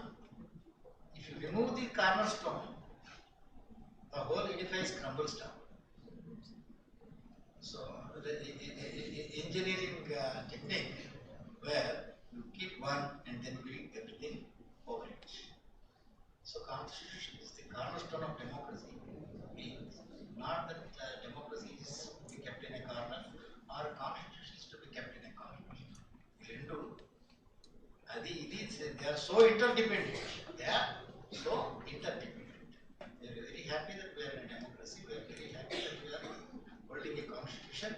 We are very happy to listen that here people are ruled by rules, not by rulers. So these are some of the fundamental canons that are there. I think that we have missed a little point now. How the difficulties do problem. He must be informed of the grounds of arrest as soon as possible, or soon after arrest, he must be informed. Now, I inform that since you have killed XYZ on so and so date, I arrest you. I informed. A very honest information, the perfect information, very honestly placed in the comment. Now, the incisive mind of a lawyer, it allows the lawyer the incisive mind. Lawyer also is another human being. He has no agony. It is listening to the agony that gives him the idea.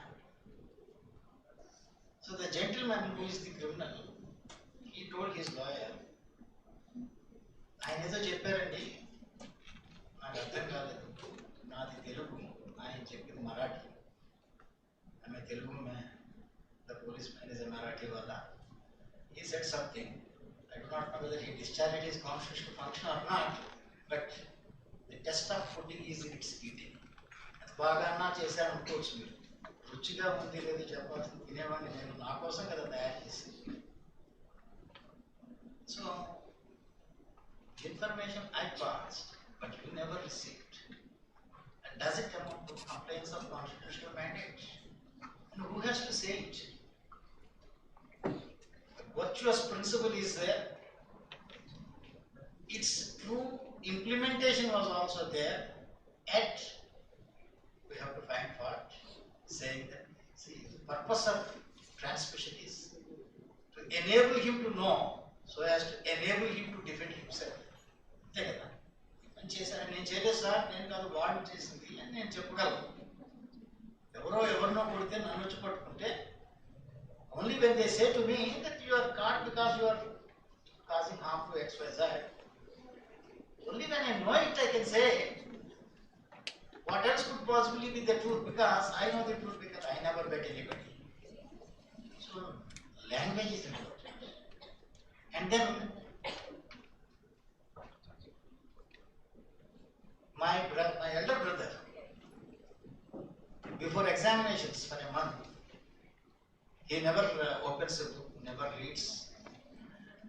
Otherwise, he was a studious reader and a sportsman, goes to movies, spends time with friends. But once you find him in the home, not going outside, you will find that he is going to have exams the next month. What he is, how we see him is, he lies down on the bed, takes a blanket, sleeps. And every half an hour or 1 hour, he gets up, goes to his bookshelf, opens a book, looks at it for some time and comes back and once again lies down on the bed.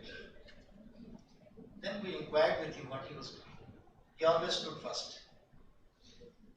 He said that all the 300 odd days I was taking, the examination is about giving, and I was only trying to recapitulate what happened. How he recapitulates? He recapitulates from the first moment he entered into the class in that classroom in that academic year, what his teacher taught. Believe my friends, his teachers were actually astonished. He used to tell all his teachers what his first class, what was the second class, what was the third class. Why should I say this? Unnecessary thing here. Because I inform you the grounds of arrest. They have committed such things. Lot of financial frauds. 20-30 accounts were manipulated. So this I told you. And and I told you for 10 minutes, 15 minutes. Will you remember all that? You don't remember. So information, should it be oral and then should it be writing? That is the next question. If the information is in 2 words, you bet him, then perhaps you will remember. But then you have beaten half a dozen people. About which incident you are talking about? Because your profession is beating. Then also it is difficult. You must have the accountancy. So in writing, should it be there? Okay, fine. These are all part of the judgments. They say it should be in your language. Then they say that it shall be in writing.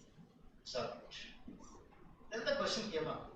So I give you wonderful writing, give it to you. You read it. You are in prison. What is the use of it? Then should it be published in the Gazette? You will never get the copy of the Gazette.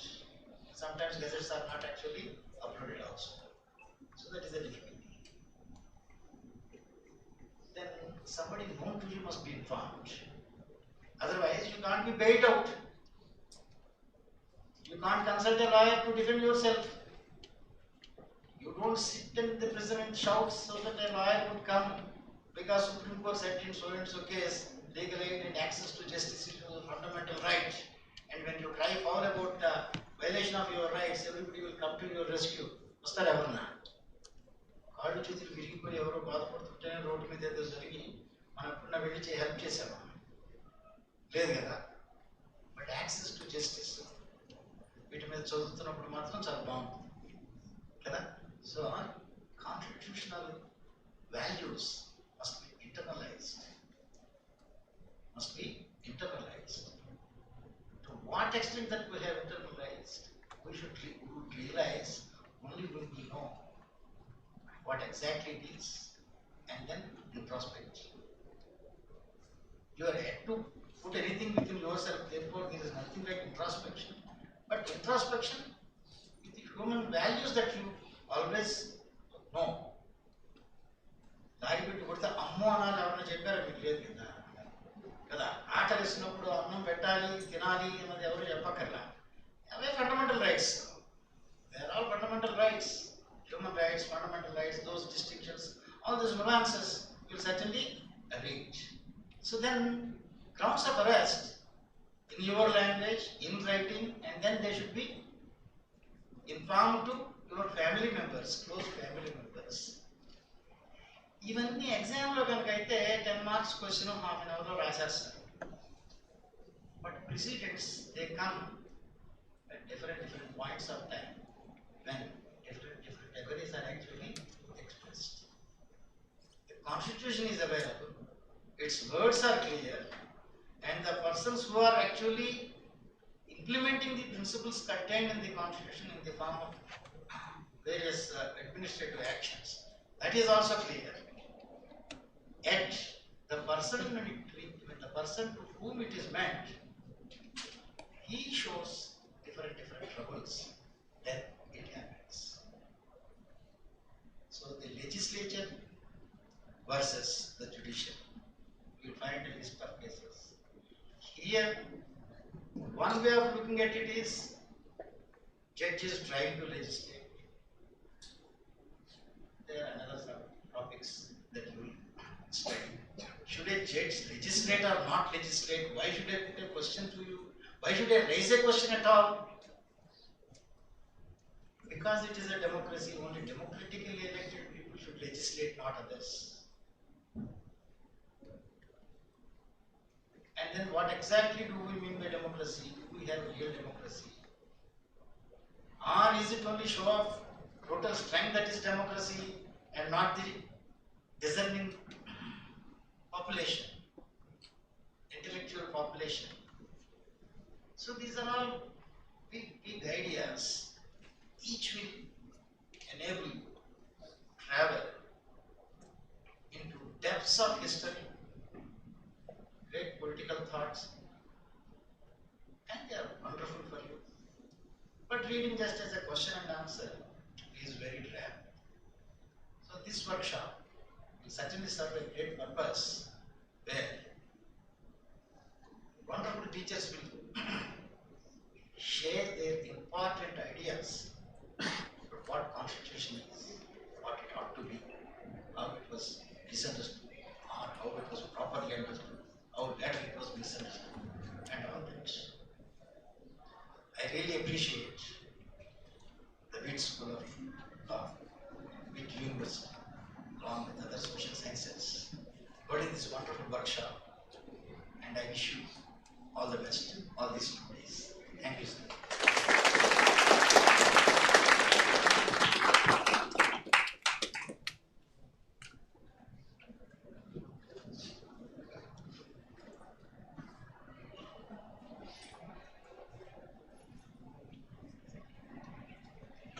Good morning everyone, I am Devika from BLLB first year, and it is my privilege to deliver the vote of thanks on behalf of the VIT School of Law.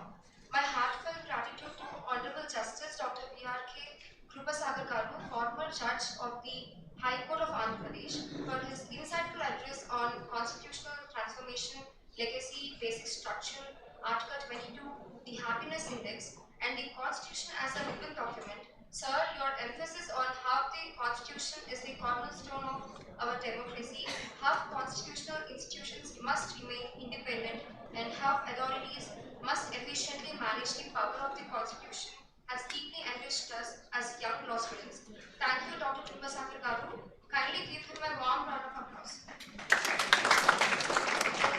your faculty, the organizing team, and all the students for their support and participation. Thank you and have a great day.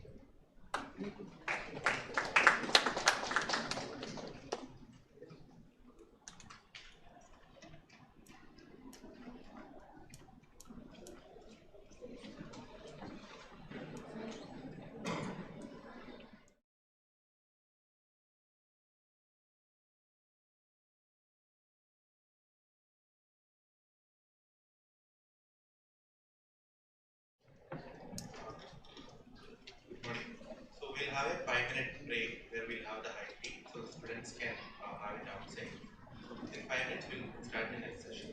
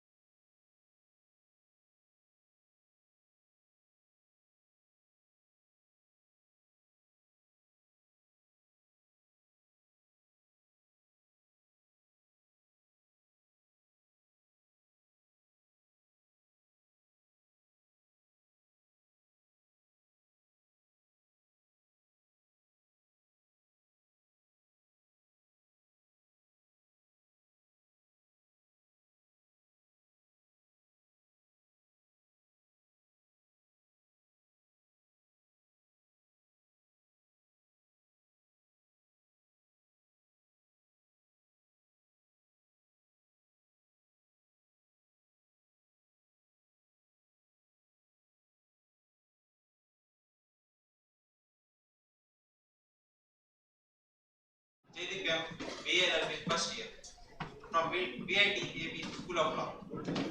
Thank VIT AP for giving the opportunity to address our session guest, Professor R. Venkatrao. Professor Dr. R. Venkatrao currently serves as the Vice Chancellor of the Indian International University of Legal Education and Research, Goa, leading the institution with his distinguished vision, academic rigor, and more than 45 years of teaching and research experience. A celebrated academic leader in the field of legal education, he is widely respected for his contributions to institution building, public policy, and scholarship.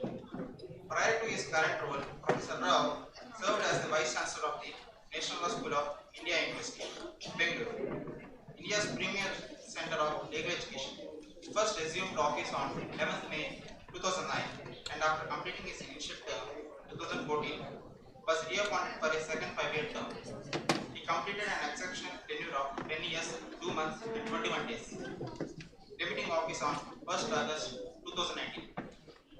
On 16 September 2019, he took charge as chairperson of the Vivekananda School of Law and Legal Studies and the Vivekananda School of English Studies, Vivekananda Institute of Professional Studies, New Delhi. Professor Rao holds BA Honours Literature, MA Literature, ML, PhD, and an honorary LLD from Utkal University, 2017.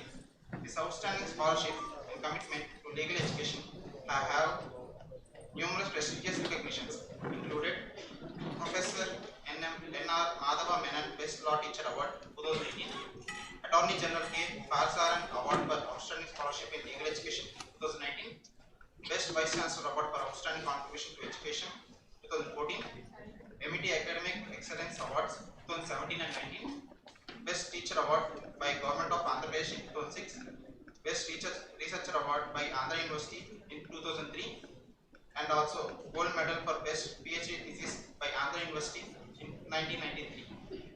Professor Rao has also served on the statutory and governing bodies of numerous law universities across India. He is a member of the Board of Governors of the Indian Institute of Corporate Affairs, New Delhi, and has served on the Governing Council of the Indian Law Institute and the Academic Committee of the Indian Institute of Public Administration. He has also had independent dictatorships in leading public sector undertakings, including PEL, HAL, and Goa Shipyard Limited. We welcome you, sir, to share your valuable insights. Thank you.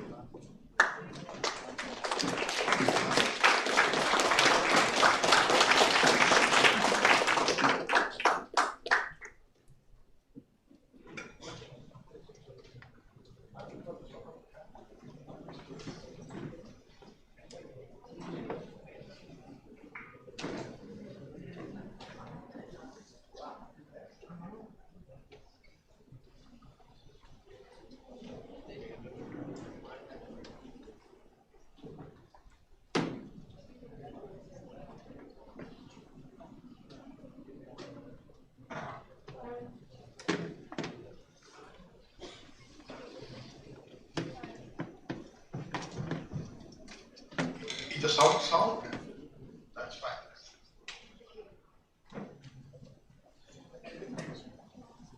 Let me assure you, I'll be speaking, God willing, for 30 to 40 minutes. Okay? And because I have a very bad throat. Okay? I only pray Goddess Saraswati that I would not be required to say Rukavat ke liye khel hai. Okay.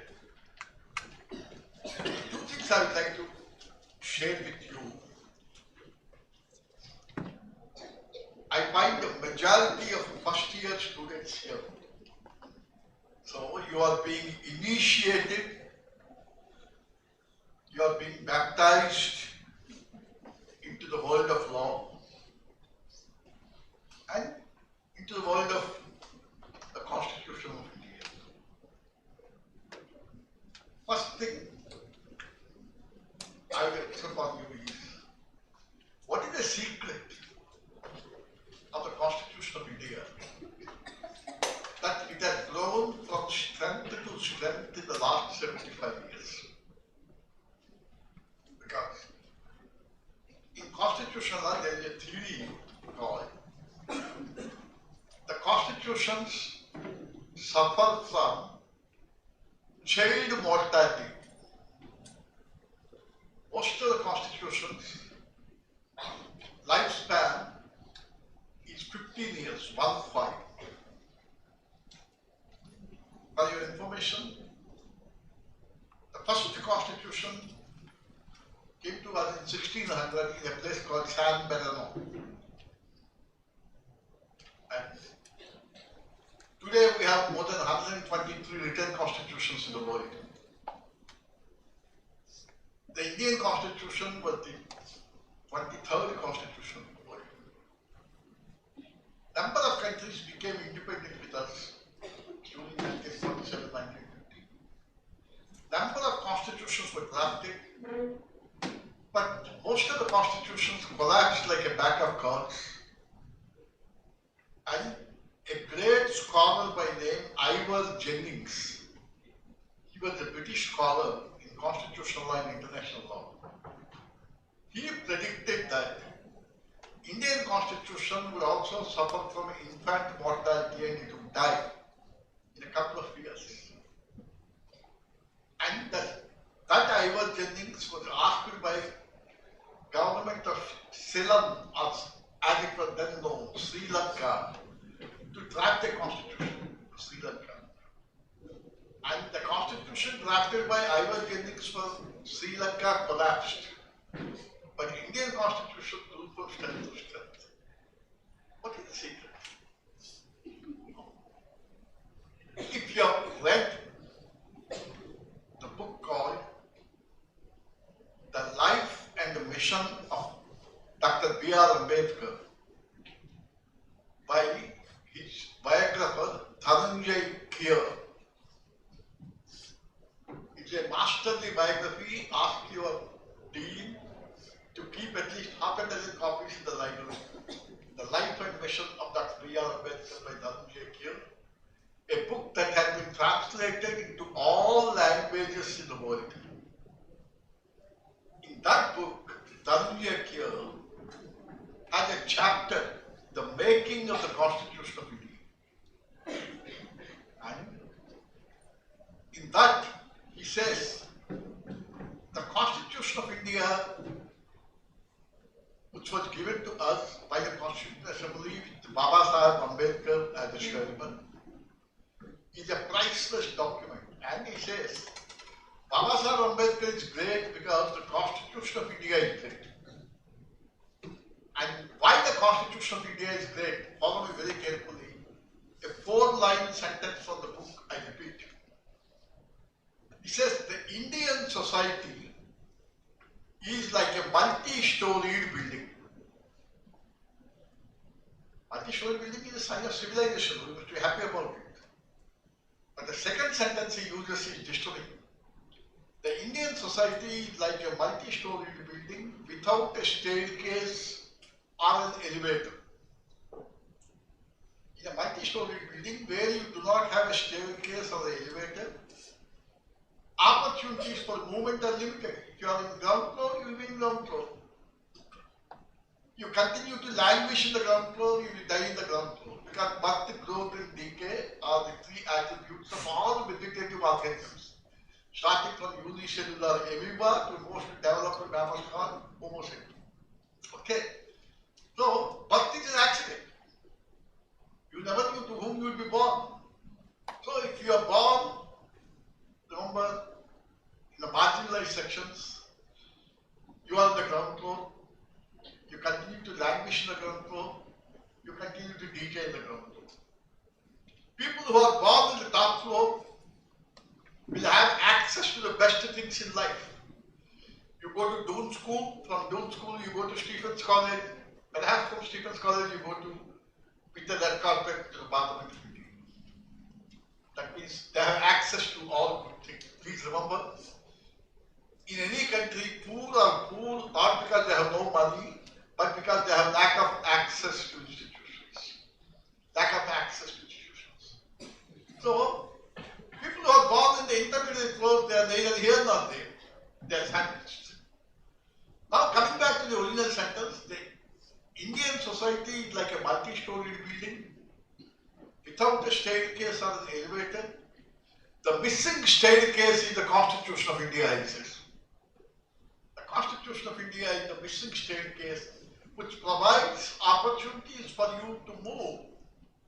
Look at the scenario in 1950 when the Constitution was adopted on 26 November 49 when it came into force.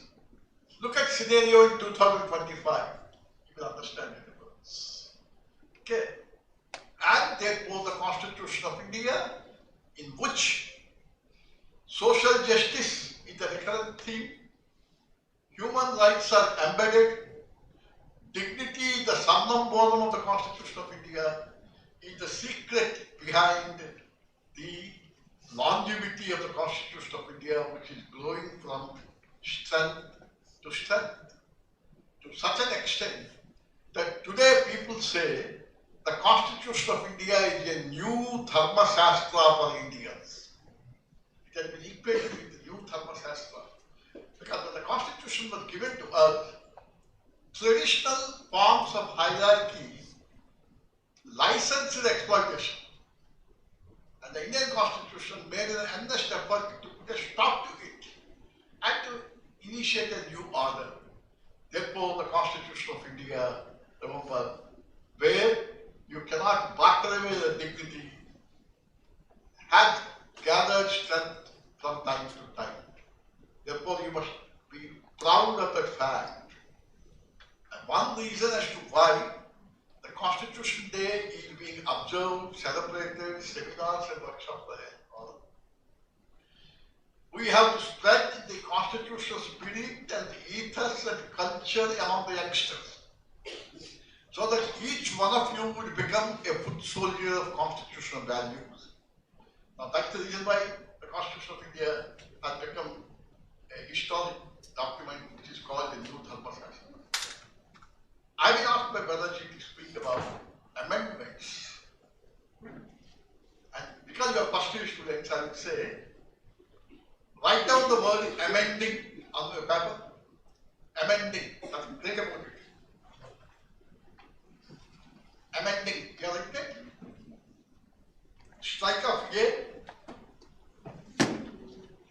What is it? Strike off M. That's the meaning of amendment. Amendment means mending the Constitution and not ending the Constitution. You have understood that? Amending the Constitution means mending the Constitution and not ending the Constitution. Throughout your life, remember this particular word. Why? The first amendment was made to the Constitution of India.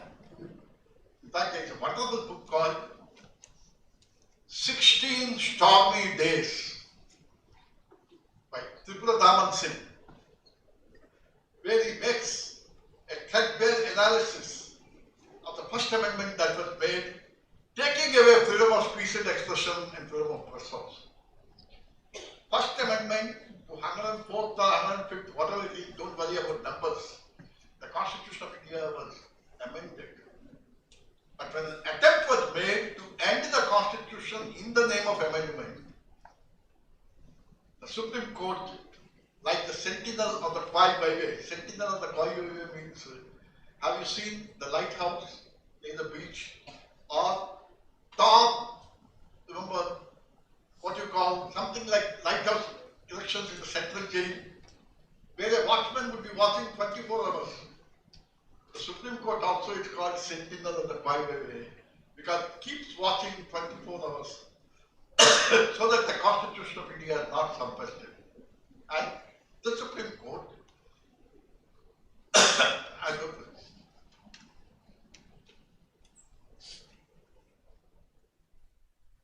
Right from first day, First Amendment, people will talk to you about so many cases, Shakari Prasad, Sarjan Singh, don't worry about those things. You must understand what is the spirit of that. Right up to 24th April 1973, when Keswandabadi judgment was given to us, what did Supreme Court say in Keswandabadi while enunciating the basic structure? Very simple. It is a 1350-page judgment which I don't think any Indian has read completely the judgment. Okay. When we invited Professor of Constitutional Law from University of Dalhousie, immediately after Keswant Bharati judgment was delivered, he came and speaking in a seminar, he said, I congratulate the Indians because Keswant Bharati judgment proved that paper is not a scarce commodity in India. That's what he said. Paper is not a scarce commodity in India. What could have been said in 6 pages? They took 1350 pages and yet failed to explain. You know, when the judgment was given, when the summary of the judgment was prepared, 6 of the 13 judges refused to sign, saying that it is not a judgment. Summary was prepared by the other judges. They said this is not a judgment. So, but what did the Supreme Court say? Very simple. First year students, please remember, don't go to Keswant Bharati, don't go to, okay, basic structure. Simple. Article 368 speaks about the amendment of the Constitution. Your teachers will tell you. Okay. The only question is the right of the Parliament to amend the Constitution limited or unlimited? This is the question that will answer. At your level, try to understand. At the risk of oversimplification, I am putting it. Considering the fact that you are first year students. Okay. So, is the right of the Parliament to amend the Constitution limited or unlimited? The Supreme Court said it is not unlimited. The right is not unlimited. Then, if it is not unlimited, where does the limit begin? You can amend any part of the Constitution excepting basic structure, they said. The limit begins where the basic structure starts. The limit begins where the basic structure starts. What is basic structure? Don't ask us. We will give you illustrations. Okay? Then they are only illustrative and not adjust. You amend the Constitution, let it be challenged, then we will say whether it is basic structure or not. I mean, the court kept its secret up the sleeve and refused to answer. So 3 words, entire Keswant Bharati is the right of the Parliament to amend the Constitution limited or unlimited. The right is not unlimited. The limit begins where the basic structure starts. There is nothing new about this. Students of American Constitution would say the doctrine of judicial review began with a case called Marbury versus Madison. Some teacher must have Marbury versus Madison. Justice Marshall came with a wonderful syllogistic logic, it is called. Syllogistic logic means, suppose I said there are 40 students in the class. 20 of them are boys. What would be the third statement? There are 40 students in the class. 20 of them are boys.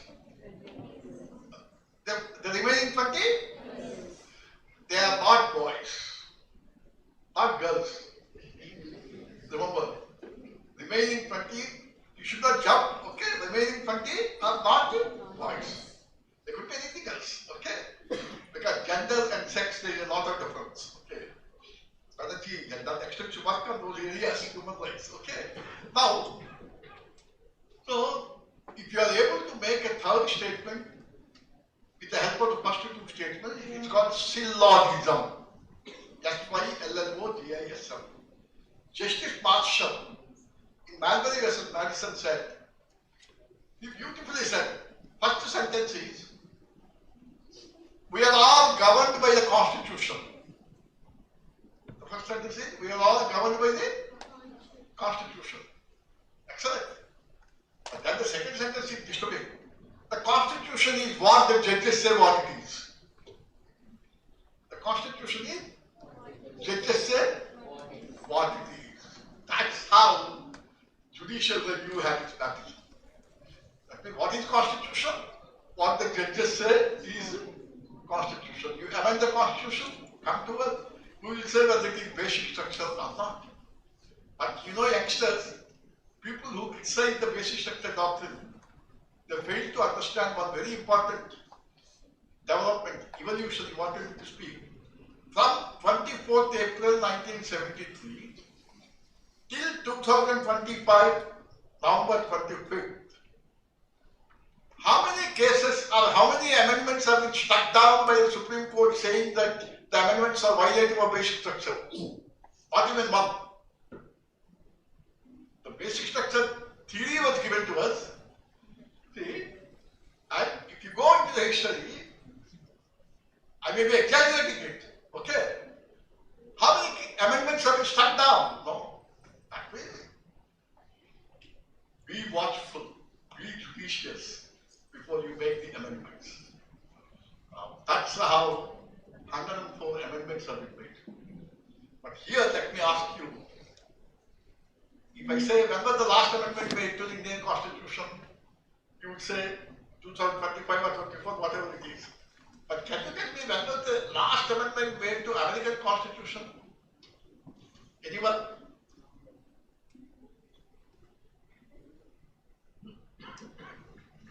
The last amendment that was made, you can use the smartphones, you have the advantage, don't worry. We the elders always have the time to point fingers at others. But your generation will never point fingers at others because you always point fingers at your smartphones. You don't have time to point fingers. 1992? Oh, you got the answer. Okay. But before that?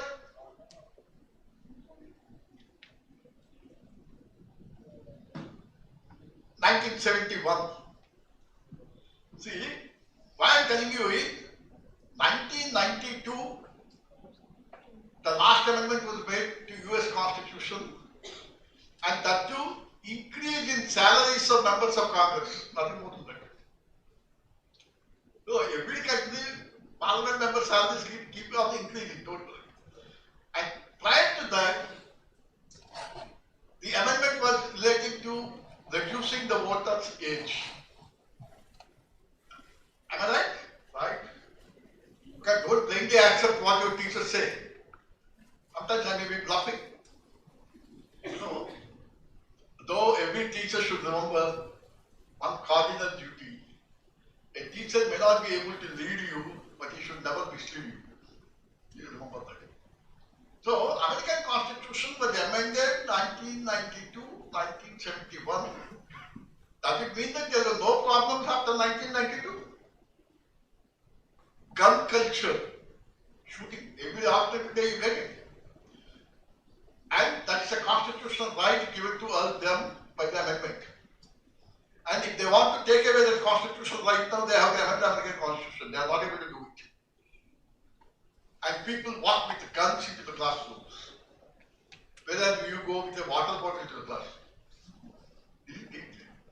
There is a problem of adoption. They are not able to amend the Constitution. So, American Constitution, people say, is in the danger of becoming fossilized. They are not able to amend the Constitution for climate change. They are not able to amend the Constitution to bridge the divide between South and North. Okay?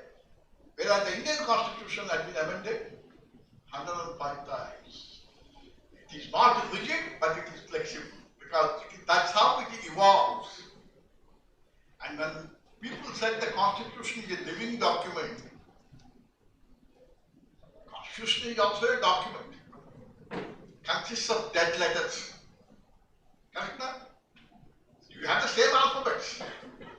But into the dead letters of the Constitution, life has been infused to make it living. And if you want the Constitution of India to be a living Constitution, you have to infuse life into the Constitution. And that infusing of life was done by judiciary in an extraordinary way.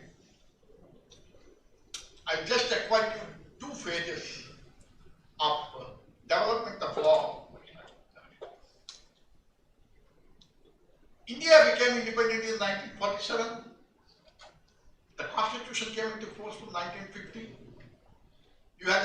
Court earlier, then you had the Supreme Court. And from 1950 to 2025, if you look at the saga of the Supreme Court, or the history of Supreme Court, there is one professor whom we all admire. We, Banerjee, most of the JNU folks, they love him. Professor Upendra Bakshi. Okay. Sometimes they love to hate him also. Okay. But because of the divide between Delhi University and JNU. Okay. Right. Okay. Now, Professor Upendra Bakshi came with a statement. India might have had become a republic in 1950 and January 26th. But the Supreme Court of India became a republic only in 1978. A beautiful statement. The Supreme Court of India had become a republic in 1978. Why? For the first 28 years, even in case of amendments, he has written a book on right to property, and I am having the temerity to speak on that. Remember, it was the propertarian jurisprudence in a way that dominated. And the Supreme Court always thought, not twice, but many times, to come out of its ivory tower.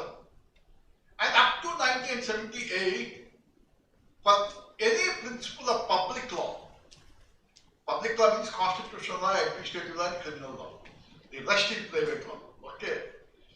You can comfortably conclude. Law is, remember, can be divided into private law and public law. Public law deals with public rights, private law deals with private rights, and public law can be constitutional law, administrative law, and criminal law. The rest is private law. Now, the Supreme Court, for principles of public law, up to 1978, used to look to the decisions of the United States Supreme Court. The House of Lords in the United Kingdom, as it was then, now United Kingdom also has Supreme Court. And then the French administrative courts. Justice Chinnappa Reddy, in one-to-one talk to me, he told me that the Supreme Court started enunciating new principles of public law only from 1978 onwards. To such an extent that today, the judgments of the Supreme Court are treated with respect, awe, and admiration, and quoted by United States Supreme Court, the Supreme Court of United Kingdom, then United Kingdom earlier used to have House of Lords. Now they are Supreme Court. Okay. And then the administrative courts of France. They are now adopting the judgments of Indian Supreme Court.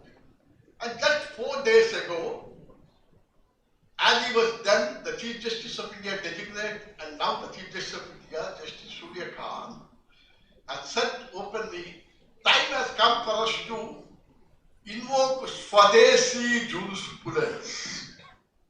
This is a new word he has coined, Swadesi jurisprudence. He said it has begun with Ayodhya verdict, and now we are coming to 143 presidential reference. Just a decision that was given 3 days ago. Swadesi, we need not follow the principles of other courts because we have rich jurisprudence. And the Supreme Court has been, while answering the questions related to amendments and other challenges, developing its own jurisprudence. I just give you 3 examples.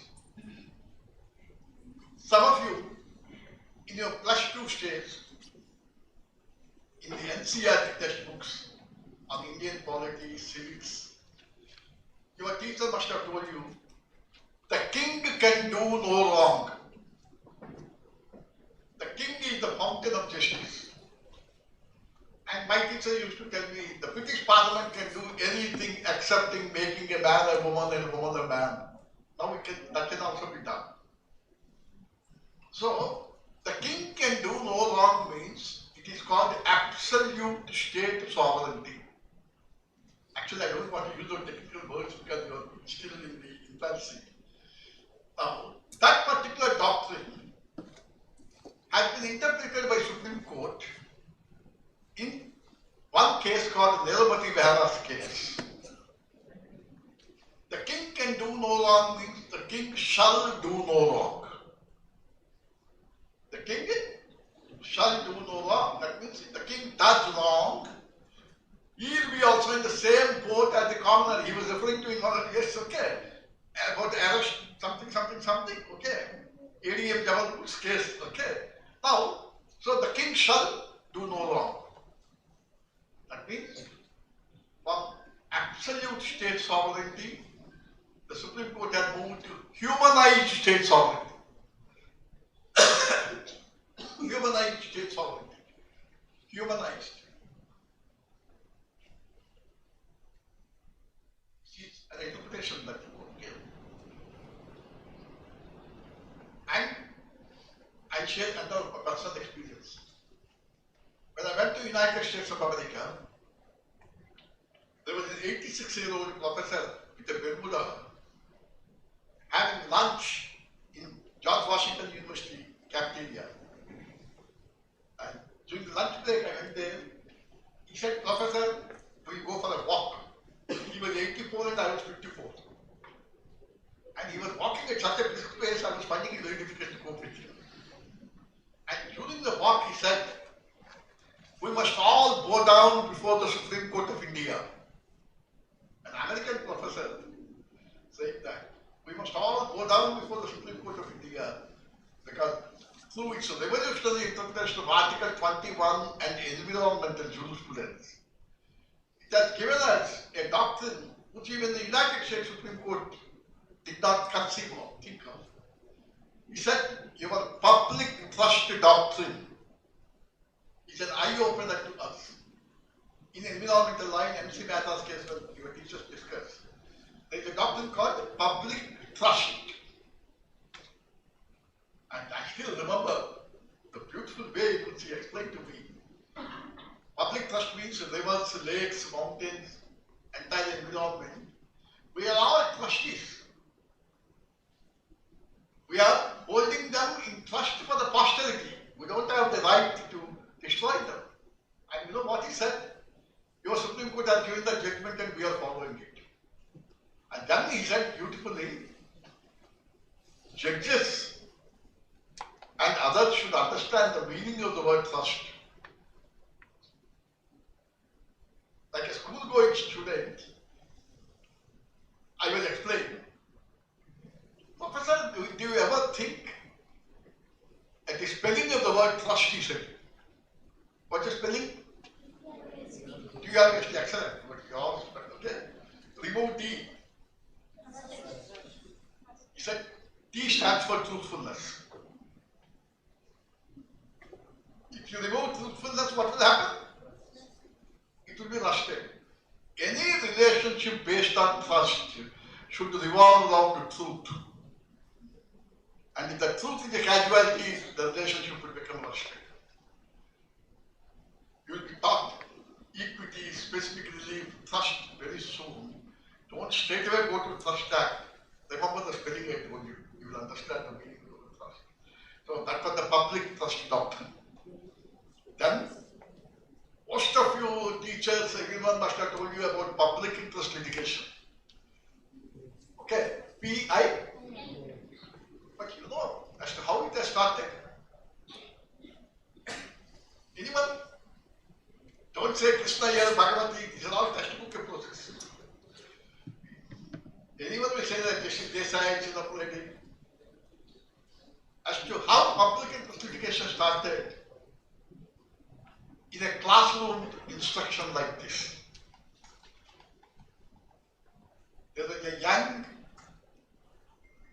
dynamic, committed teacher who was working as a lecturer in one of the affiliated colleges in the shanty town called Ratlam in Madhya Pradesh. That's called Ratlam municipality. He was in charge of NSS also. So he was motivating the students to join in NSS and to contribute to the well-being of the society. And he said, you are privileged. You have a responsibility to contribute to the well-being and therefore help the helpless. And 6 students in his class who came from aristocratic families being motivated by the teacher, in the summer vacation they went around the shanty town of Ratlam, the so-called Ambedkar Nagars in Ratlam municipality, where people from marginalized sections used to live. And to their shock they found that the conditions were pathetic and unhygienic. Even pigs will not live in those places, they said. So they went to Municipal Commission and submitted a petition. The Municipal Commission said, where are you living? They said, we are living in posh bungalows. My parents is IAS officer, my parents are there. So why are you bothered about those day lights? See, you do not have a locker stand there. It was rejected. But they did not give hope. In those days, CRPC, there used to be blocks, even in UCRPC also you have. The executive magistrates will have the power. There was a dynamic IAS officer. And to him the students went. And that dynamic IAS officer gave a direction to the municipal authorities, saying that these boys have a locker standard as responsible citizens of India. And you provide the conditions.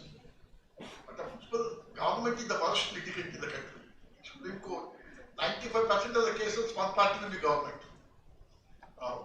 Instead of complying with the direction of the executive magistrate, the municipal authority moved the court, saying that these fellows do not have locker standing. The court, luckily speaking, you had a far-sighted judge. He agreed with this young IAS officer and again reiterated what the young IAS officer said. But the municipal authorities preferred an appeal. The matter went to High Court. High Court also they received the path, but then they went to Supreme Court. There, it came before Justice Krishna. He asked only one question. How much money did you spend for fighting a battle from the trial court to Supreme Court? And in those days, the answer was 5 lakhs. Today, it will be 5 crores. Okay. Because advocate charged 40 lakhs a day, except in pro bono cases. 5 lakhs. Then Krishna asked how much money you would have required to provide hygienic conditions. They said 3 lakhs. That means you are prepared to spend 5 lakhs by your litigation attitude, he used the word. Okay. But you are not prepared to provide the hygienic condition. That speaks about attitude. And that is the dawn of public interest litigation.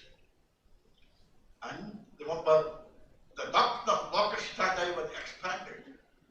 And a number of constitutional challenges, remember, this was used. But though there is a criticism that is becoming publicity interest litigation, don't worry about that. So that is how it started. That is how seminars like this would be useful one day. It is a deferred dividend for you. In what time it comes back, you do not know. The last point I'd like to share with you about amendments in time now. The Supreme Court of India, while looking at the Constitution and while further developing the King shall do no wrong doctrine, has come out with extraordinary judgments. The first one I would say is Justice Krishna introduced a concept called epistolary jurisdiction. Follow it very carefully. Some of you might have heard about it. That means normally if you want to file a writ in the court, it must be a format. X, Y, Z, you are living so and so, your father is so and so. But a postcard was treated as a writ petition. A postcard. In the case of Sunil Batra, about the horrendous conditions in Tihar jail, a letter was posted and that was treated as a writ petition. And Krishna here says, ugly postcard is metamorphosed into beautiful writ proceedings. Because in the life story of a butterfly, you have cocoon, and that cocoon will become a butterfly. And that change is for the better. The epistolary jurisdiction. A newspaper article was considered, which had expanded human rights jurisprudence. And then it made the state accountable for its indifference, for its omissions, for its commissions. I tell you, with this I stop. Okay? As to how the state was made responsible through innovative constitutional interpretations. Okay? Firstly, indifference. Your teachers will explain to you a case called the Hudud Shah. Bihar is a very funny state. Okay, not because it returned with 200 in the recent elections. So many things take place.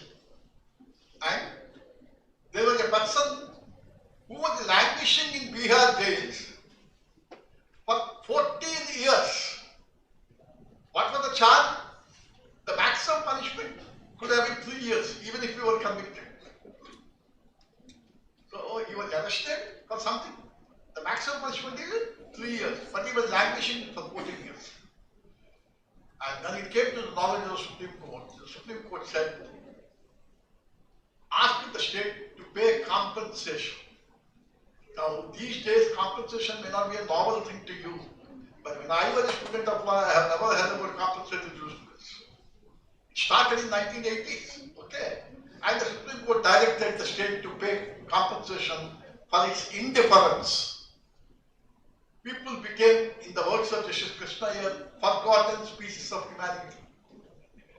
Then, for its omissions, when Mrs. Gandhi was assassinated, there were targeted attacks against a particular community all over the country, including South. Don't think that it happened only in North. In the industrial town of Coimbatore, a particular area where the community was doing business was ransacked.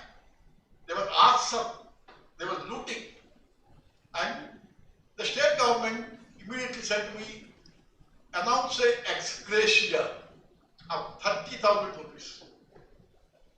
Immediately it was challenged in the Supreme Court through a public interest litigation petition. And the name of the petitioner is very interesting. The name of the petitioner is R. Gandhi. Nothing to do with Rajiv Gandhi or Rahul Gandhi.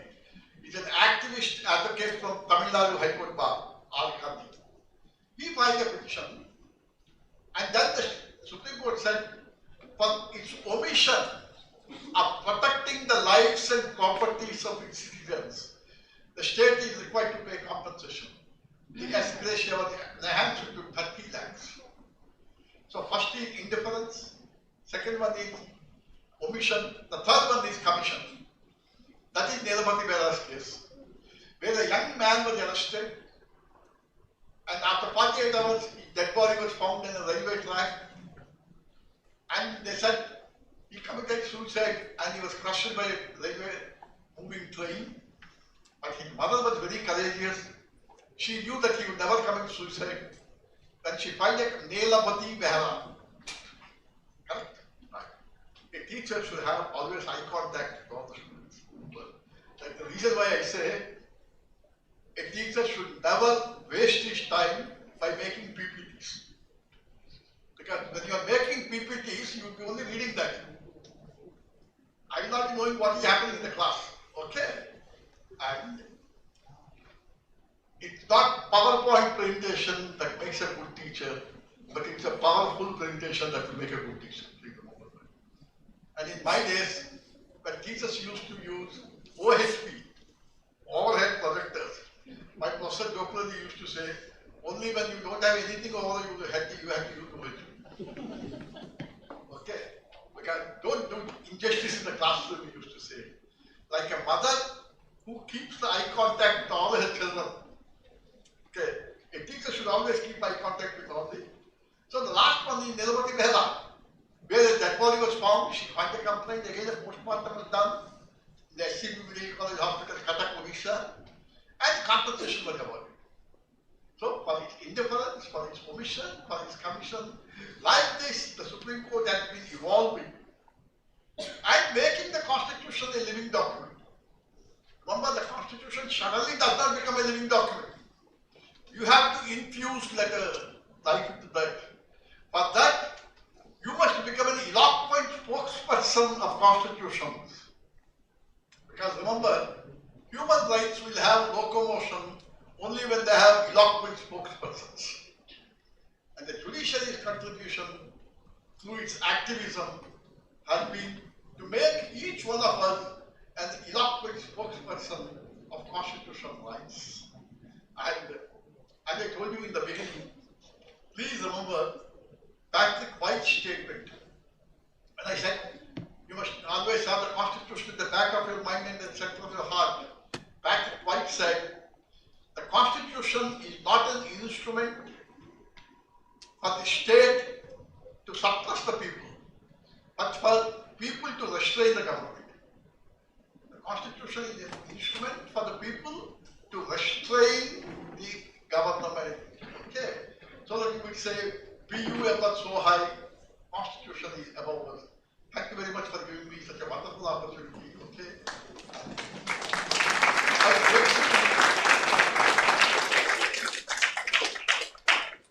Goddess Saraswati for having blessed me with a functioning throat for 50 minutes. Thank you very much. God bless you.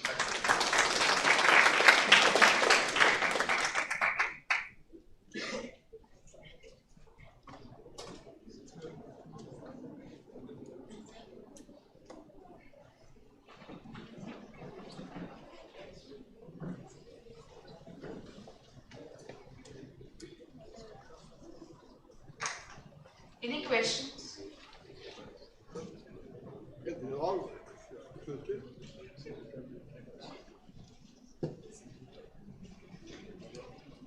Myself, Chinni Srihasni from BA LLB first year. Today we had the opportunity to listen to an illuminating and deeply insightful lecture by Professor Dr. Venkatrao, Vice Chancellor of Indian International Union of Legal Education and Research, Goa. Sir, your scholarly analysis of how our constitution has grown through amendments and your reflection on topics ranging from core meaning of what amending actually means and constitution as a modern Dharmasastra were truly insightful. We are truly grateful to you for taking time out of your demanding schedule to be with us today. We as aspiring law students, young law students, when we get to study constitution, we'll surely recall your words. This experience will stay with us for years to come. Thank you. Once again, let's give a huge round of applause to Sir.